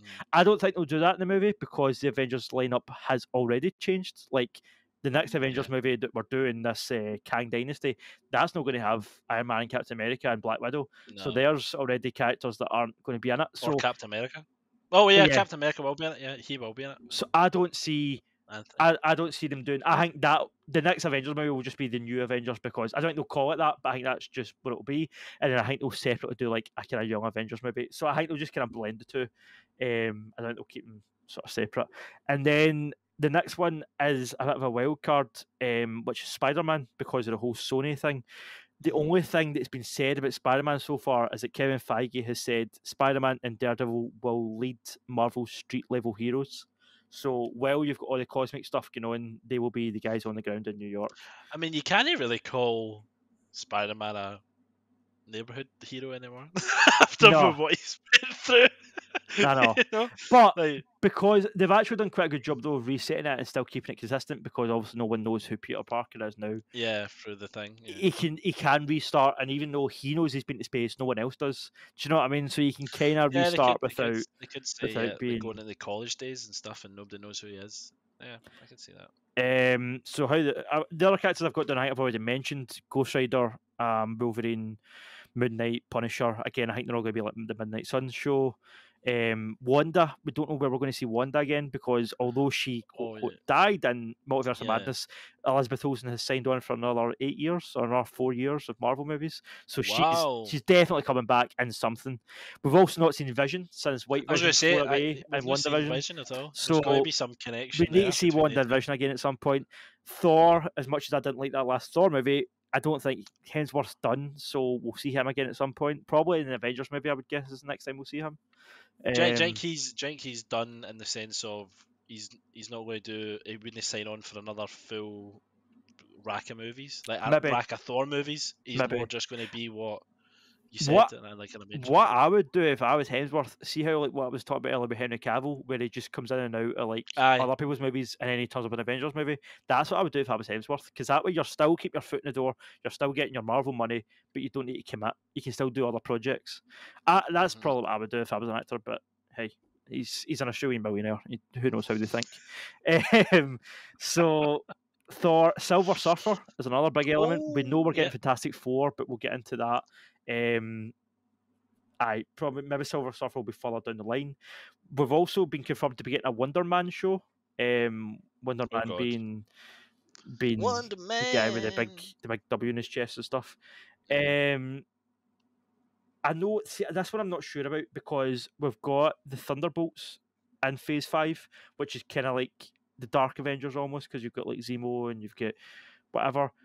But in the comics, we also had the Dark Avengers again separately. Where like Norman Osborn was like Iron Man, or he was Iron Patriot or whatever, and he like ran the team and he became president, which was weird. And it was all like these kind of villains that were helping fight worse villains, even though they were doing it in their own kind of nefarious ways. I wonder if we'll ever get that. But again, I think that could be for like Phase 7 or Phase 8. I think that could be even further away. I was going to say, Jane, we don't we technically do have a Norman Osborn, because of through the Spider-Man and the multiverse thing. Do you think he could come back, or do you think he would be a new normal if they were doing that like Phase 8? I mean, he would be probably 90, so I don't think he would probably as much as I want Willem Dafoe to be in everything forever, because I love Willem Dafoe. I think they'll recast. I think we'll get a new. I think now that Spider-Man is like kind of been soft rebooted, like nobody knows he's Peter Parker anymore. I think they might. See, I don't know. They've kind of written themselves into a corner now, because even though no one remembers Peter, if a guy called Otto Octavius turns up, or Norman Osborn, right away Peter, who remembers them, is going to be like, "Hold on a minute, I better watch you, because you were a bad guy in this other universe." So like, I don't know how they're going to get around that writing wise, but I think they'll recast. They'll do like original versions, and I think that's what we'll see in a Dark Avengers. Other than that, there's been some other stuff confirmed. Okoye, who is Denai Guerra's character in Black Panther, she has been confirmed to be getting her own Disney Plus series at some point. Also, as well as that, a lot of fucking Disney Plus shows, mate, they're really milking the cash cow dry. As well as that, they're doing a series just called Wakanda, which is just going to be about Wakanda. What? Yeah, I know. And then they're also that could be that street level thing that you're talking about, like they're showing the film and like the city as it is, and they're going into more detail of like how it works. They're doing a series on the 10 Rings, just a series called the 10 Rings. So whether that's going to be like kind of like Shang-Chi involved, I was going to say, is that not a whole Shang-Chi? Who knows? And then in Miss Marvel, see when they found, I don't know if you've watched it yet, but they find like the magic bracelet. See when the camera pans up, they're at like an excavation site, and when the camera pans up, you can see 10 rings all in a circle, like from a bird's eye view. So they're tying into different stuff now. But yeah, that's everything we've got. Now, there's stuff that I'm kind of sure of, and stuff that I'm like, I don't know what they're going to do, so I'm leaving that off. The first big one I'm kind of leaving off is Spider-Man. I don't really know what's going on with Spider-Man, so I'm going to leave him off for now. Oh, really? You know why I put him on? I don't know. I don't know when we'll see him. I think we will see him, but I think they'll just announce it at some point. And so the first one I'm going to put on is Shang-Chi 2. Oh God, why has he went to the back of that Photoshop document? Shang-Chi 2. Shang-Chi got he got a decent response when it came out. People liked it. It had $1 billion, did it not? Did it? I'm sure. Really? I don't. Hold on, I'll look at it. What is? Hold on. I need to, sorry, I've messed up the stream here, but I need to sort this document on Photoshop. Did it have a billion? I feel like it did. Hold on, let me type it in. Marvel. Sorry about that. I'm back. So I reckon Shang-Chi. So there's the way that it kind of falls right on this rumored thing. Also, I just realised the Photoshop document is backwards on the stream. I will, once I'm finished this image, I'm just going to leave it backwards because I can't be off messing with it. But see, in the final cut, I'll put this image on screen at the end and not backwards, and you'll be able to see your timeline. Sorry about that. We're so professional. Yeah, so the first thing from the eight dates that have been marked by Marvel, the first thing coming out is a movie in February of 2024. Now, the first thing we've got confirmed from Phase 6 is Fantastic Four in November of 2024. So in the February of 24, I think we'll get Shang-Chi 2. That's my first prediction. Chris, what do you think? Think that's sounds about right? It only made 400 million, which is not bad. That's I guess so. I mean, I'm not really a fan of the whole 10 fucking rings thing. So nah. It kind of lost me when I watched. I was like, oh, rings, brilliant. I know I'm not. If Jared was here, he would be pure right up the alley of Marvel. But I go for it. If you want it. If you want, you know that one. There you go. Right, so I'll still say Wolverine. That's what I think Shang-Chi will be the first movie of Phase 6. That's my guess. Really, like a big opening for Phase 6. Do you think Shang-Chi has the power to? I mean, Ant-Man opened the Phase 5, so it might not be. You don't need to open me a bag. I think that it will probably scale up the way that Ant-Man is, because like you're saying, like Ant-Man 1 and 2 were kind of like small scale comedies. Apparently, Ant-Man 3, this was actually a piece of news that we had as well that we just kind of skipped over, but it has been said that Ant-Man 3 will be a hard left turn for the series, so it will take it from being a comedy to being quite a more serious kind of dark story. Everyone's the darker, isn't it? I know. The dark. So the next thing after Shang-Chi 2 that I've got is, we spoke about this already, as a TV show, and I think it'll be Armor Wars. I think I don't know why they didn't announce that. I wonder if they just didn't announce it because it's a part of Phase 6, but I think Armor Wars will be the next thing. So the first thing announced, I don't have the dates on screen, so I'm just going to read these out. The first date would be February 2024. I think that's when Shang-Chi 2 is coming out. Then in the fall of 2024, so sometime in the winter, the autumn of that year, we're getting we're getting a Disney Plus show. I think it'll be Armor Wars. Really, that late? Jake, that would.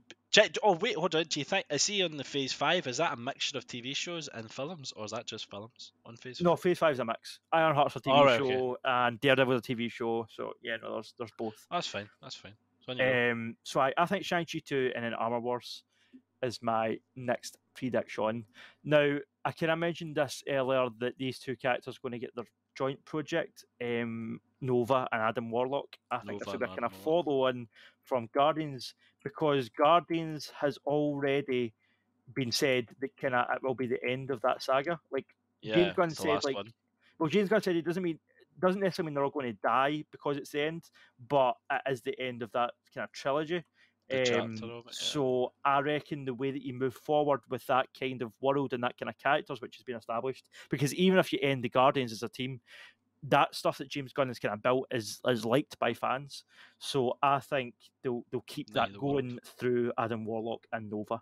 So I've put Nova as the next entry for a Disney Plus show, because we're getting 2 Disney Plus shows in the fall of 2024. So I think the 2 Disney Plus shows will be Armor Wars and then this Nova Warlock show. After that, Chris, any thoughts so far? You just nod along. No, I'm on for the ride. I have no idea who the fuck Nova is. Nova. There you go. He's a sort of cosmic.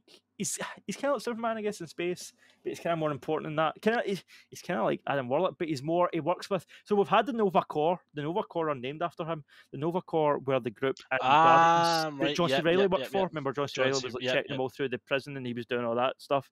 And then in the second movie they had, was it Glenn Close? They had like an old kind of classic actress playing one of the Nova Corps. I think it was Glenn Close.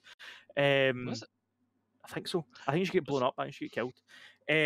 But yeah, that's all the Nova Corps. They're named after Nova in the comics. He's the kind of leader of them. We've not met him in the movies yet. I think they're going to kind of introduce him later. But yes, that's what I think the next phase will be. So does he rule over Nova Corps in the sense if he was to appear, they would all bow down to him and stuff? I don't know enough to say for sure, so I'm going to bring up his Wikipedia page, and we will go. we will go the best source of information. Although I've seen him, in like kind of team up comics, I've never read like a Nova comic, so I don't know that much about the actual character inside and out. So it was created by Marv Wolfman, and John Romita Sr. The character's real name is. It told me here. What was that again? Richard Rider. Yes, thank you, Richard Rider. Publication history, fictional character. So he's the last surviving member of his planet. Of Xandar. How dramatic! How original! So it's basically Superman. It's basically Superman. And he's given his powers. He doesn't. I think he's born with them. I think he's given powers in a uniform. Oh, he's a shoddy. He's designated as a kind of protector of the cosmos, and him and the Nova Corps do that, and then they kind of become a bit of like two police like 1984 and stuff, and I think they kind of get taken down a notch. But yeah, that's who those characters are. So he's quite a big deal then. He's like Captain Marvel, like the kind of same strength kind of element, or do you think he's stronger? I have no idea. I think he's kind of up there. I think he's kind of I think he's around about the same. It looks like it. It looks like the kind of same level. He would kick your ass. Like, he's a brutal person. So yeah, that to me is going to be the next Disney Plus show. Now the next thing is another Disney Plus show, because they're really milking it with the old Disney Plus. Disney Plus, aye. Apparently there will be another show in December of that year, so at the end of the year. And okay, so a movie in the beginning, TV show. Movie, 3 TV shows. So a movie in the February, and then not really, because we've got 2 TV shows announced for the fall, right? Which I think will be Armor Wars and Nova. And then for after that, I reckon that we will get TV show. Well, we're getting Fantastic Four in November, so that'll probably be the actual next thing. It'll be Fantastic Four, which is confirmed. And there was news about that as well, that Daniel Destin Creighton is going to direct it. It's also been said, Kevin Feige said it won't be an origin story, so we won't see them going to space and getting their powers and stuff. So they'll already have it. It. So yeah, we're getting Fantastic Four, and then immediately after that, sort of kind of almost concurrently on Disney Plus, I think they'll drop Marvel's Midnight Suns, the show with Moon Knight and Daredevil and Ghost Rider. I reckon that's when we're getting those characters. You look like you disagree, Chris. I'm just thinking like that's the way to introduce them with Fantastic Four. No, I don't think it'll have anything to do with it. I think it'll just simply be a marketing thing. Like Disney can just come out and say we've got Fantastic Four in cinemas and we've got Midnight Suns on Disney Plus, and they're not connected, because I think it'd be quite good actually as well, because one's like ground level kind of low stake, not low stakes, but you know what I mean, just like normal, like dealing with gangsters and dealing with like drug dealers and dealing with stuff like that, and then you've got another one that's like, you know, a kind of cosmic intergalactic war. With Fantastic Four, so I think they'll kind of balance the two that way. See, that's one thing that I've always had an argument with I think it was with you. I always was for the movies rather than the TV shows, but now they look like they're really buying into the TV shows rather than pushing away the movies. I don't know, man. I used to always be in a debate, like it was always like a normal debate of either. I probably wasn't against you, because I reckon that. I mean, maybe we both agreed on that. I don't know. I reckon that the what do you call it? The TV shows have yet to really impress me. Because it's like it's scary to catch up and annoy them. Like I'm far behind in some of them. There's been nothing. Like, me too. That's the thing. I'm anti Marvel, and I haven't even watched quite a lot of it. I reckon that they've yet to really have a TV show that's blown me away, that's really knocked out of the park. I think they did that. But They started well with Marvel, they WandaVision, don't really need and it. then it kind of WandaVision's been our decreased, best in my opinion. and then So they kind of went, oh. After Fantastic Four and after Midnight Sun is dropping around the same time, winter of 2024, we're getting a movie in spring of 2025. I think this is when you do Namor, the Submariner, because Footballer? no, not Neymar. Namor. Neymar. I was He going to say the Brazilian football does a hat trick and runs away. he was introduced. He's going to be introduced in Wakanda Forever at the end of this year, and then I think Right, you okay. leave it almost a full year, and then you bring him back in this solo movie because again he's a huge character. I think he's too big to get a TV show. I reckon it'll be a film, and I think Namor in the spring of that year. Because we know who's playing him now, and he's also kind of going to be somewhat of a villain, I think, in Wakanda Forever, because him and the Atlantis and Wakanda are at war. So I think he's going to kind of be not a villain, but like not a helpful presence to the good guys in that movie. Because really, who's a villain? See for Black was it Black Panther Forever? It is Shuri who's taking over the mantle. Is that right? That's not confirmed. Oh, is it not? I thought that was. I think it was Shuri for a cert. I think Shuri was getting set up to just step in and take it over, and then the actress came out and said a bunch of anti-trans stuff and a bunch of anti-vax stuff, and totally shot herself in the foot. I think if she hadn't done that, I think she would be set for life, and I think she's kind of pissed on her own career by coming out and saying all this stuff on Twitter. Right. I didn't realise she said all that stuff. Oh, fuck. She wasn't. I don't want directly saying it. I don't want to like smear people kind of too much. The trans stuff wasn't that strong. Like, I mean, you can't slag trans people, period. But she wasn't like J.K. Rowling. Do you know what I mean? She wasn't saying like trans women aren't women. There wasn't as much as that. But it was just like, oh, she doesn't agree with it, and she doesn't see why people do it, and just that sort of like more ignorant than anything else. So the fact that she did that, along with the fact that she was pure anti-vax, though, like she nearly ruined the movie. Like Black Panther, they had to close the set like 4 times because she kept getting she COVID. didn't get. Oh, really? She got COVID like 4 times, yeah, and they had to keep reshooting stuff and redoing stuff. That's why the movie gets so delayed. Was basically because of her. Because you do see the Black Panther suit though at the end of the trailer. Yeah, you do. So, someone's in the suit. I think there might be. I think this movie. There might be a point where Shuri wears the suit. There might be a point where Okoye wears the suit. There might be a point where I can't remember Lupita Nyong'o's character, but I think there'll be a point where they all wear the suit, and then at the end, one will be established as this is. Do you think it's a female Black Panther? Is that guaranteed? Or do you think I'm not guaranteed, but I think there's a chance of it. In the comics, Shuri became the Black Panther. So again, that's what I was thinking. There is precedent for it in the comics, and I genuinely think that's what we're doing until she balls it up for herself. But maybe I'm wrong. Maybe that was the only comics I used to love looking at. Well, mostly just looking at because it looked like Batman. It had the kind of ears, so I was like, oh yeah, let's look at the comics or whatever. But I used to buy if there wasn't a Batman comic, I would go for the Black Panther. Let's look at a Marvel character that looks like Batman. It's exactly my thought pattern when I was younger. I was like, let's go here. That's the way for it. So I think you do your Namor movie. And then I think the next film you do is the one that we all want, the X-Men. I think you do your Mutants movie after that.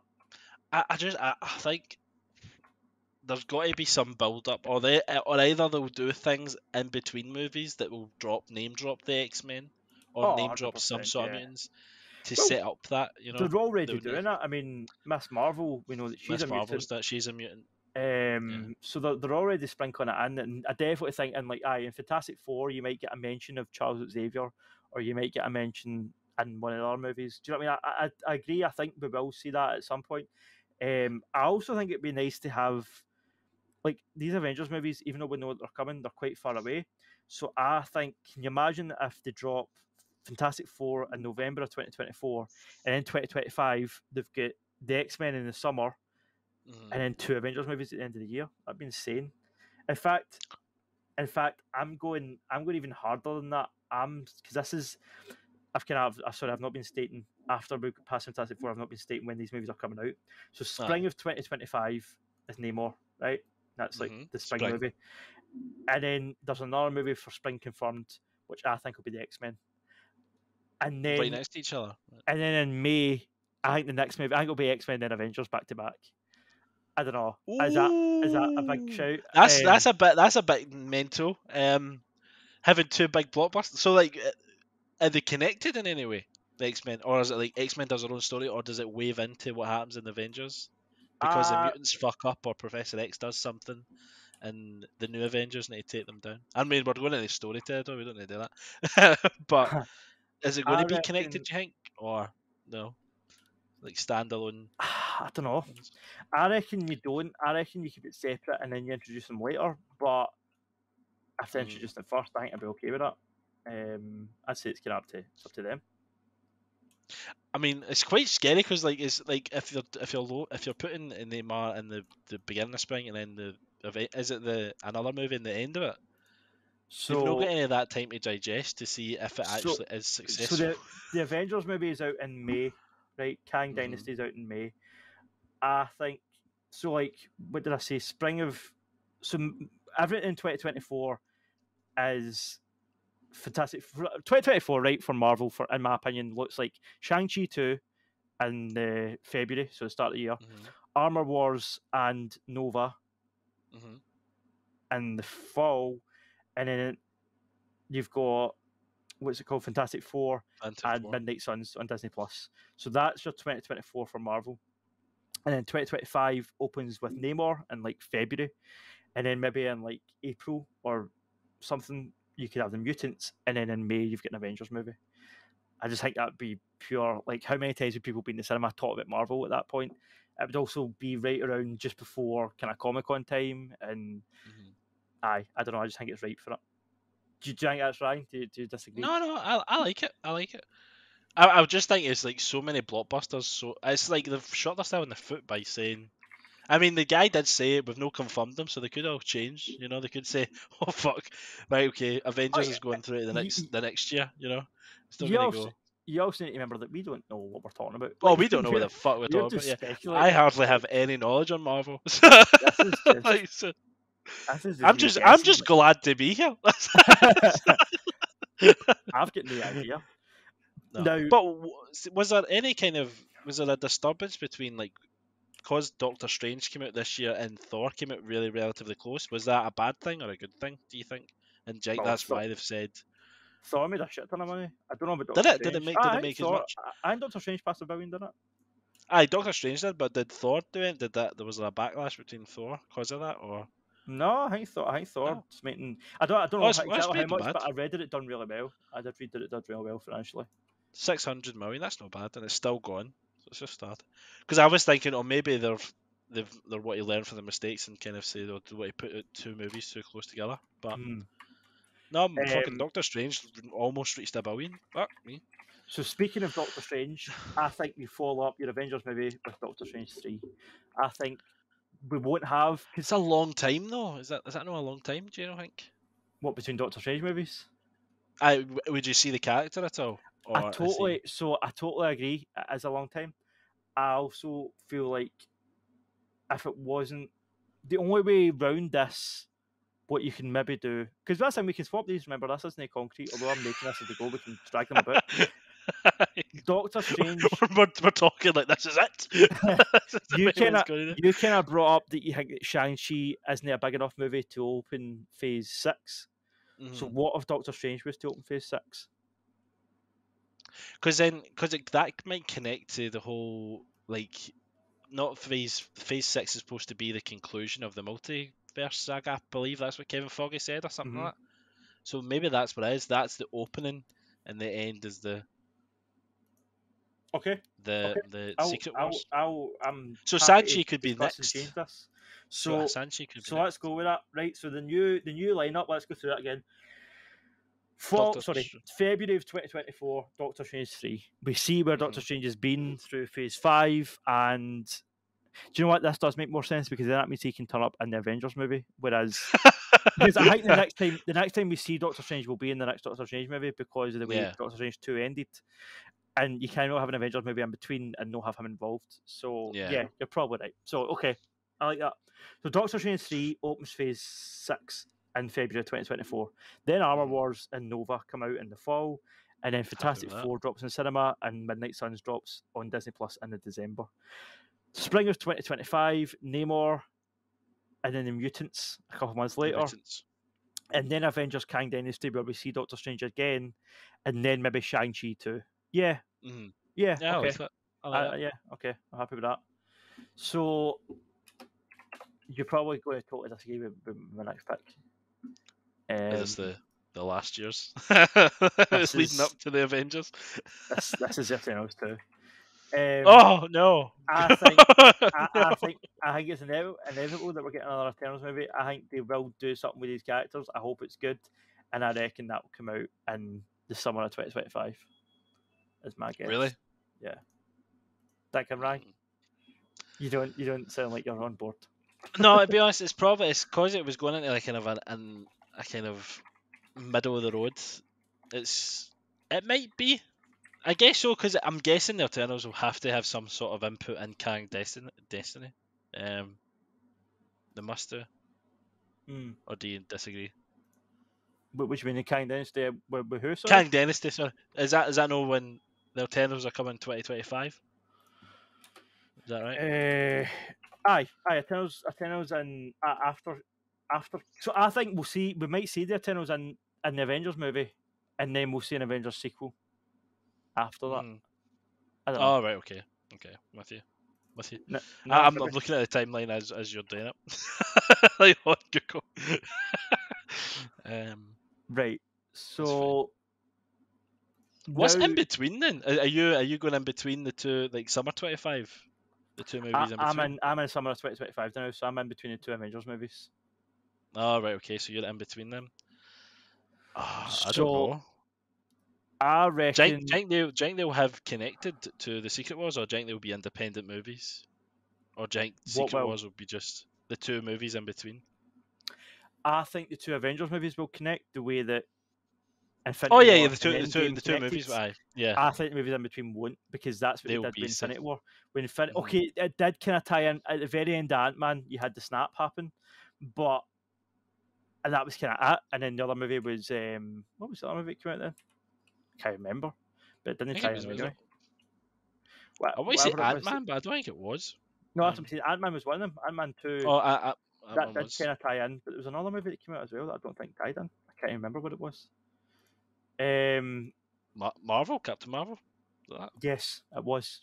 Good shout, Chris. Captain Marvel, which was set in the 90s, so I didn't tie in. Yeah. So I reckon they do the same here. I reckon you do your Avengers movie. So you do a huge blockbuster kind of combo. You do the Mutants and Avengers back to back within like a couple of months of each other, and then you do Shang-Chi 2, I think Shang-Chi 2 will be the sequel to Avengers. Like you'll see, I think Shang-Chi will be in the Avengers, and then Shang-Chi 2 will be about him maybe after the events of that movie.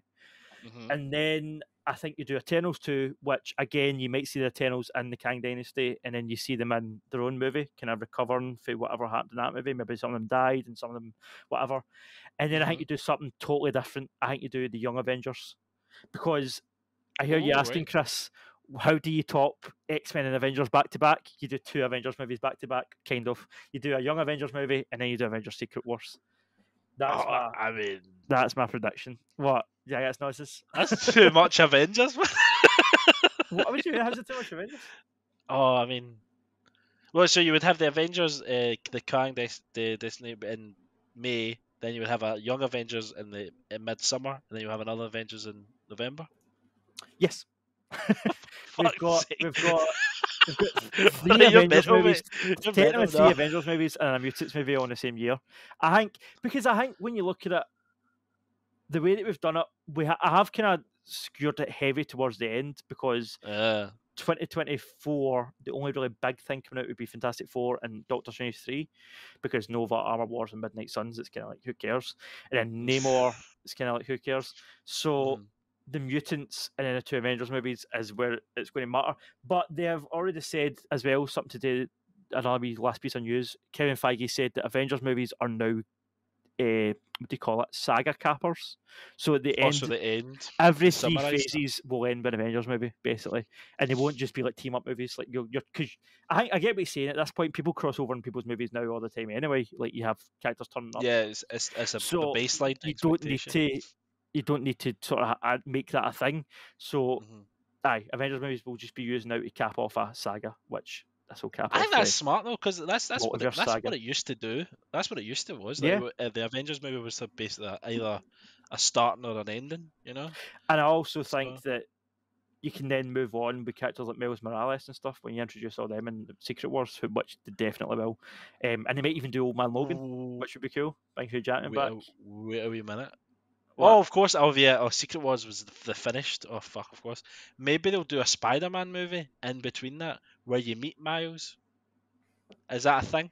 Can you meet Miles? Is there anything? I've not read Secret Wars, but is there like a thing that happens that Miles Morales comes through?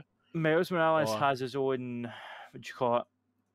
Like his, I know he has his own separate comic, which is part of the Ultimate Universe. So that was separate for the main Marvel continuity. And then in Secret Wars, or after Secret Wars, the multiverses merged. And then that's why characters like Miles Morales and Old Man Logan were brought across to the main Marvel timeline. And then they could interact with Avengers and stuff. So I reckon that's what they'll do with the movies. And you think? Do you think Old Man Logan's coming back then? I reckon that's how you get Hugh Jackman back. Because Hugh Jackman's been saying for years the only way that he's doing it is if he can be an Avenger. So that's how you'd really. When did he say this? Has he been saying that since Logan? I'm pretty sure he said like the only way we come back would be if they could get him in an Avengers movie, and then it was always a case of like, oh, that won't work because Fox and stuff. But now it will. Now it could work. See, I want him to come back if he's an Avenger and also in the suit. It has to be in the fucking suit now. He can't be in any fucking, even if it's an old suit, like an old Wolverine. Suit you mean? Aye, Wolverine. I reckon you do Taron Egerton in the suit, in the yellow suit, the classic yellow suit. And then, and he's Old Man Logan. And then you bring Hugh Jackman back in like his leather jacket and stuff like Old Man Logan. I think that's how you do it. Like it. So I've managed to flip the image so it's the right way around for people watching. That we've finished. so you're welcome. What can I say? That whole segment has just been useless to the people being like, "What is it doing, man? Why are you doing it backwards?" Yeah, so you can see it now on the screen recording side, or timeline. So just to go over it one last time, Doctor Strange 3 in the February of 2024. Then in the fall of that year, you've got Armor Wars on Disney Plus and a series which will have both Nova and Adam Warlock in it on Disney Plus, I reckon. And then Fantastic Four in November, and then in December, Midnight Suns, which is where you bring back Midnight and Punisher and stuff. Daredevil. And then you open 2025 with a Namor movie. That would kind of be like, I guess, like kind of first Shang-Chi, just a kind of fun blockbuster movie. Kind of show him that he's not a total evil asshole like he was in Black Panther 2. Kind of make him more a goodie. And then the Mutants in the summer. Kind of in the spring, so maybe like April time. You hit us with the Mutants, and then the next month, mate, that's what you do, right? You do 2025, you do what's his name? You do the Mutants, and then you hit with Avengers Kang Dynasty 1-2 punch, and then Shang-Chi 2, Eternals 2, Young Avengers, and then Secret Wars. That's what I think is coming out. Now there's still, like I said, there's still loads we've not even included here. Like Spider-Man's not on it. Could come out at some point in between all this. Deadpool 3 is probably going to come out at some point in between all of this. Do you think they're pausing on the actual Spider-Man stuff because they've used him quite a lot? Do you think they would be pausing him? I think it's more to do with the Sony thing. I think if really? If Disney outright owned Spider-Man, it would be in everything because he sells tickets and he sells merchandise and 100%. Tom Holland's a likable actor. Like he would be in everything. But the only reason he's not is because of the whole contract thing. I reckon. So yeah, we've not even mentioned Wolverine, although we've said the Mutants. I think Wolverine will get his own either movie or show. We've not mentioned like where are Wanda and Vision showing up in all of this. Are they showing up in the Kang Dynasty? Are they showing up in like where? Do you know what I mean? I don't think they. I think they must be in like a bigger element because I think if you think about it, do they come in somewhere in Phase 5? Because remember this is Phase 6 we're doing. So did they come in at Phase 5? Could they come into Phase 7 when the multiverses emerge? So like they are now. She's either got her kids or something like that with the new Vision. The rumor is right, and this is what I can't really make my mind up on. So it has been said that every 3 phases will make up a saga. So the first 3 phases of Marvel, which ended with Infinity War and Endgame, Infinity War. that was That's the one. Infinity Saga. That was what they called that, right? Now, this current phase 4, which is ending in November with Black Panther, and then phase 5 and 6, which phase 6 is the one that we just kind of predicted here. That'll be the that'll be the Multiverse Saga. So you get Infinity Saga, the Multiverse Saga. People are saying the next 3 movies, the next 3 phases is going to be the Mutant Saga, and that's when you do your X-Men movie, your Wolverine show, and then you end it with like House of M, with Wanda doing no more mutants, and then all the mutants like disappearing or dying or losing their powers or whatever happened in that comic. There's no way they're going to do that though. There's no What? way, because then what happens if all the mutants do lose? What's going to happen? They'll What get them happens back. to They got them back in the comics. They'll get like people die or lose their powers in comics every 2 days. Like, who cares? Yeah, Nothing's so. permanent in comics. I think that's what you do with your characters. But hey, I don't know. We don't know anything. The reason I've put the mutants in phase 6 is partly because I want it, because I think that'd be awesome to do. Like, imagine the mutants, then Avengers is the next movie. That'd be mental. But after each other. In all seriousness, though, the reason I kind of put that in was because they're already talking about mutants. Like, the Miss Marvel ending mentioning it, was obviously a reference. So I don't think they're going to wait another. Like, we're talking like 2026 before they do an X-Men movie. I don't think they're going to wait that long. But they're already introducing hints towards it. I reckon that they wait until 2025 and then they tie it into the Avengers movies. Don't know. It's a big cash grab though. I bet you money it will be like a good. I people also have been think crying out for. It's a bit like a failsafe, because see, even if, don't get me wrong, people love the Avengers movies and I have no reason to expect that these ones won't be good. But you do need to remember, different lineup with the Avengers, right? Different characters, different director doing it. So there's not really that much guarantee that the Kang Dynasty is going to be as great and as popular as the last ones.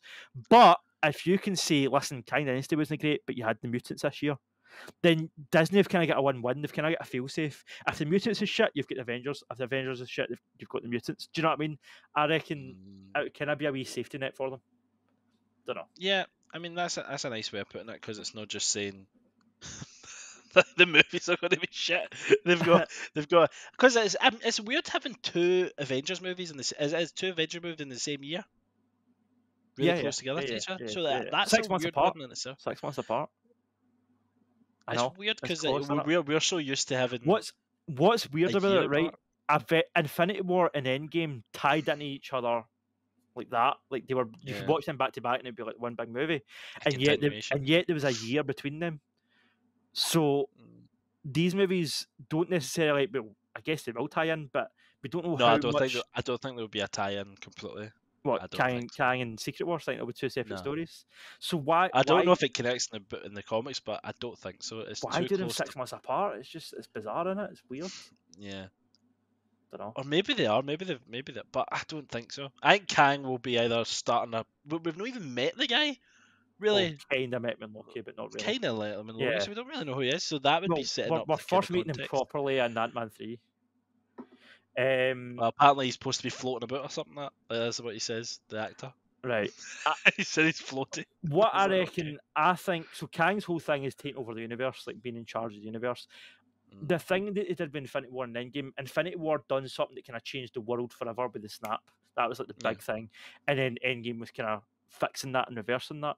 So I reckon that's what's going to happen with these 2 movies. I think Kang will take over like the world and the universe. He'll like be the ruler of everything. He'll be this evil, horrible bastard. And then Secret Wars will be about. Well, Secret Wars in the comics, Doctor Doom set up a tournament type thing on Battle World. They called it, dumb name, right? But comic books are dumb. And all the characters from all the different multiverses showed up and had this big fight. And then the ones that were left kind of became Marvel characters like Miles Morales and Old Man Logan, like I was saying.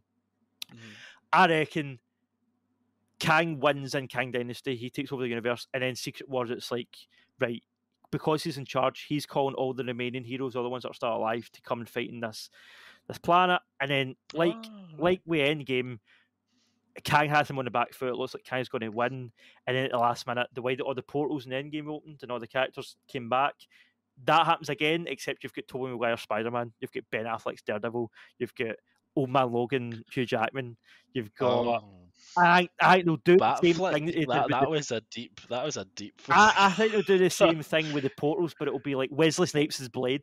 Like no, they'll open up to like I don't know. I think no, the blade. Oh, that would be the belter. He I was think really it'll be like the multiverse opens up, and then that's when you start doing your kind of. I did hear a rumor about Tobey Maguire supposed to be coming back in the black suit. Aye. Apparently. Well, so whether it's him or the thing. See, that's the thing. In the comics, an iconic part of Secret Wars was Spider-Man wearing the black suit. Like the cover is him in a black suit. I've seen that. Yeah, the original cover of Secret Wars. There's 2 Secret Wars, but the original one was him in a black suit. So I think they kind of need to do that. They can't really do that now with Tom Holland because they've made Tom Holland a street level character. So they can't have him going to space and wearing a black suit. So the way that you do it is you bring Tobey back and you get him in a black suit. There you go. Sorted your universe, Marvel. You're welcome. I'll just send £1 million to my house and I'll sign for it. Oh, you need more than $1 million, right? Listen, for doing that, I'll take £1 million. That'll do. Happy with that. You fixed the timeline for them. There you go. Can't forget, call me anytime. Did we go through the whole timeline there? Yeah, we did. Yeah, we did. Let us know what you think of our timeline in the comments. If it's shit. If it's accurate, bullshit. What do you think? If there's any, because that's the thing with none of these projects are confirmed, other than Fantastic Four and the 2 Avengers movies. The other ones aren't confirmed. So, can imagine we're all wrong. Well, I was going to say, like, if you turn around and you're like, listen, mate, they're not doing Eternals 2, or they're not doing a Young Avengers movie, then fine. Or they're not doing Midnight Suns, because they're probably the 3 stretches, the ones that have been really. I'm just trying to make it up. Yeah. Like Namor's pretty certain. Armor Wars is going to happen at some point. The Mutants are going to happen at some point. They're all kind of pretty certain. Eternals might not get a sequel. Young Avengers isn't confirmed, and Midnight Suns might not happen. So, if you think there's if you think that like Deadpool 3 is going to come out in place of one of these, or I don't know, a Ghost Rider movie or something, let us know in the comments and tell us why we're wrong or why we're right. That'd be nice to. Yeah. We always start with a negative, don't we? I know, tell us when we're right. I was like, tell we're a piece of shit. Tell me you hate our channel. Listen, thumbs down still counts as interaction. So you want to thumb us up or thumb us down, that's up to you. Or, no, I don't think that's the case anymore. I think that was the case for a while, but YouTube's always changing. I think it's back to like you get less views if your thumbs down, so don't thumb us down. I don't know. Do you, man? I don't care. I know. We don't control you. Or do we? That's a Mate, listen, if you've listened to this podcast, we're at 2.5 hours. If you've been listening for 2.5 hours and you're giving us a thumbs down, then you must hate yourself more than you hate us. That's all I can say. You should really start yourself before you start judging other people for talking shit for 2 hours. Look at yourself, mate. Right? That's all I'm saying. Oh fuck. Right. On that, we always get pure like hazy at the end of these documents and just end up talking absolute shit. Yeah. Yeah. Thanks for coming on, Chris. Thanks for helping me get through that, even though you're not a Marvel guy. I appreciate it. No, that was. I mean, at least I got the Doctor Strange bit in. I was that doesn't make sense. No, I prefer that. I prefer that switch. That's a good switch. I see. Be honest, like I know that, like I keep saying, this might be total bullshit. If this happened to be the timeline, I'd be happy with that. Good, some good movies coming out, like Avengers movies and Mutants and Fantastic Four and. Yeah, because it's a luxury actually when you think about it. Of not like we talk about these movies. Oh, we can't have that movie there. See, if you didn't have these movies, you'd be bored as shit.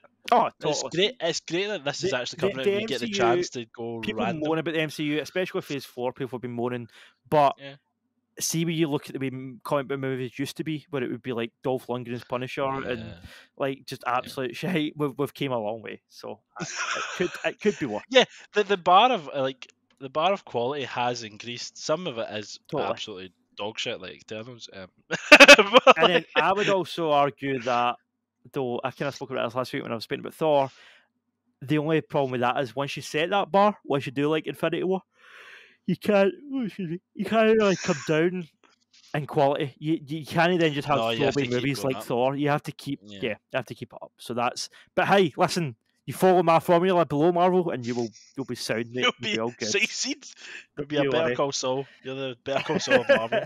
It all goes back. We can sort of. So that's been us.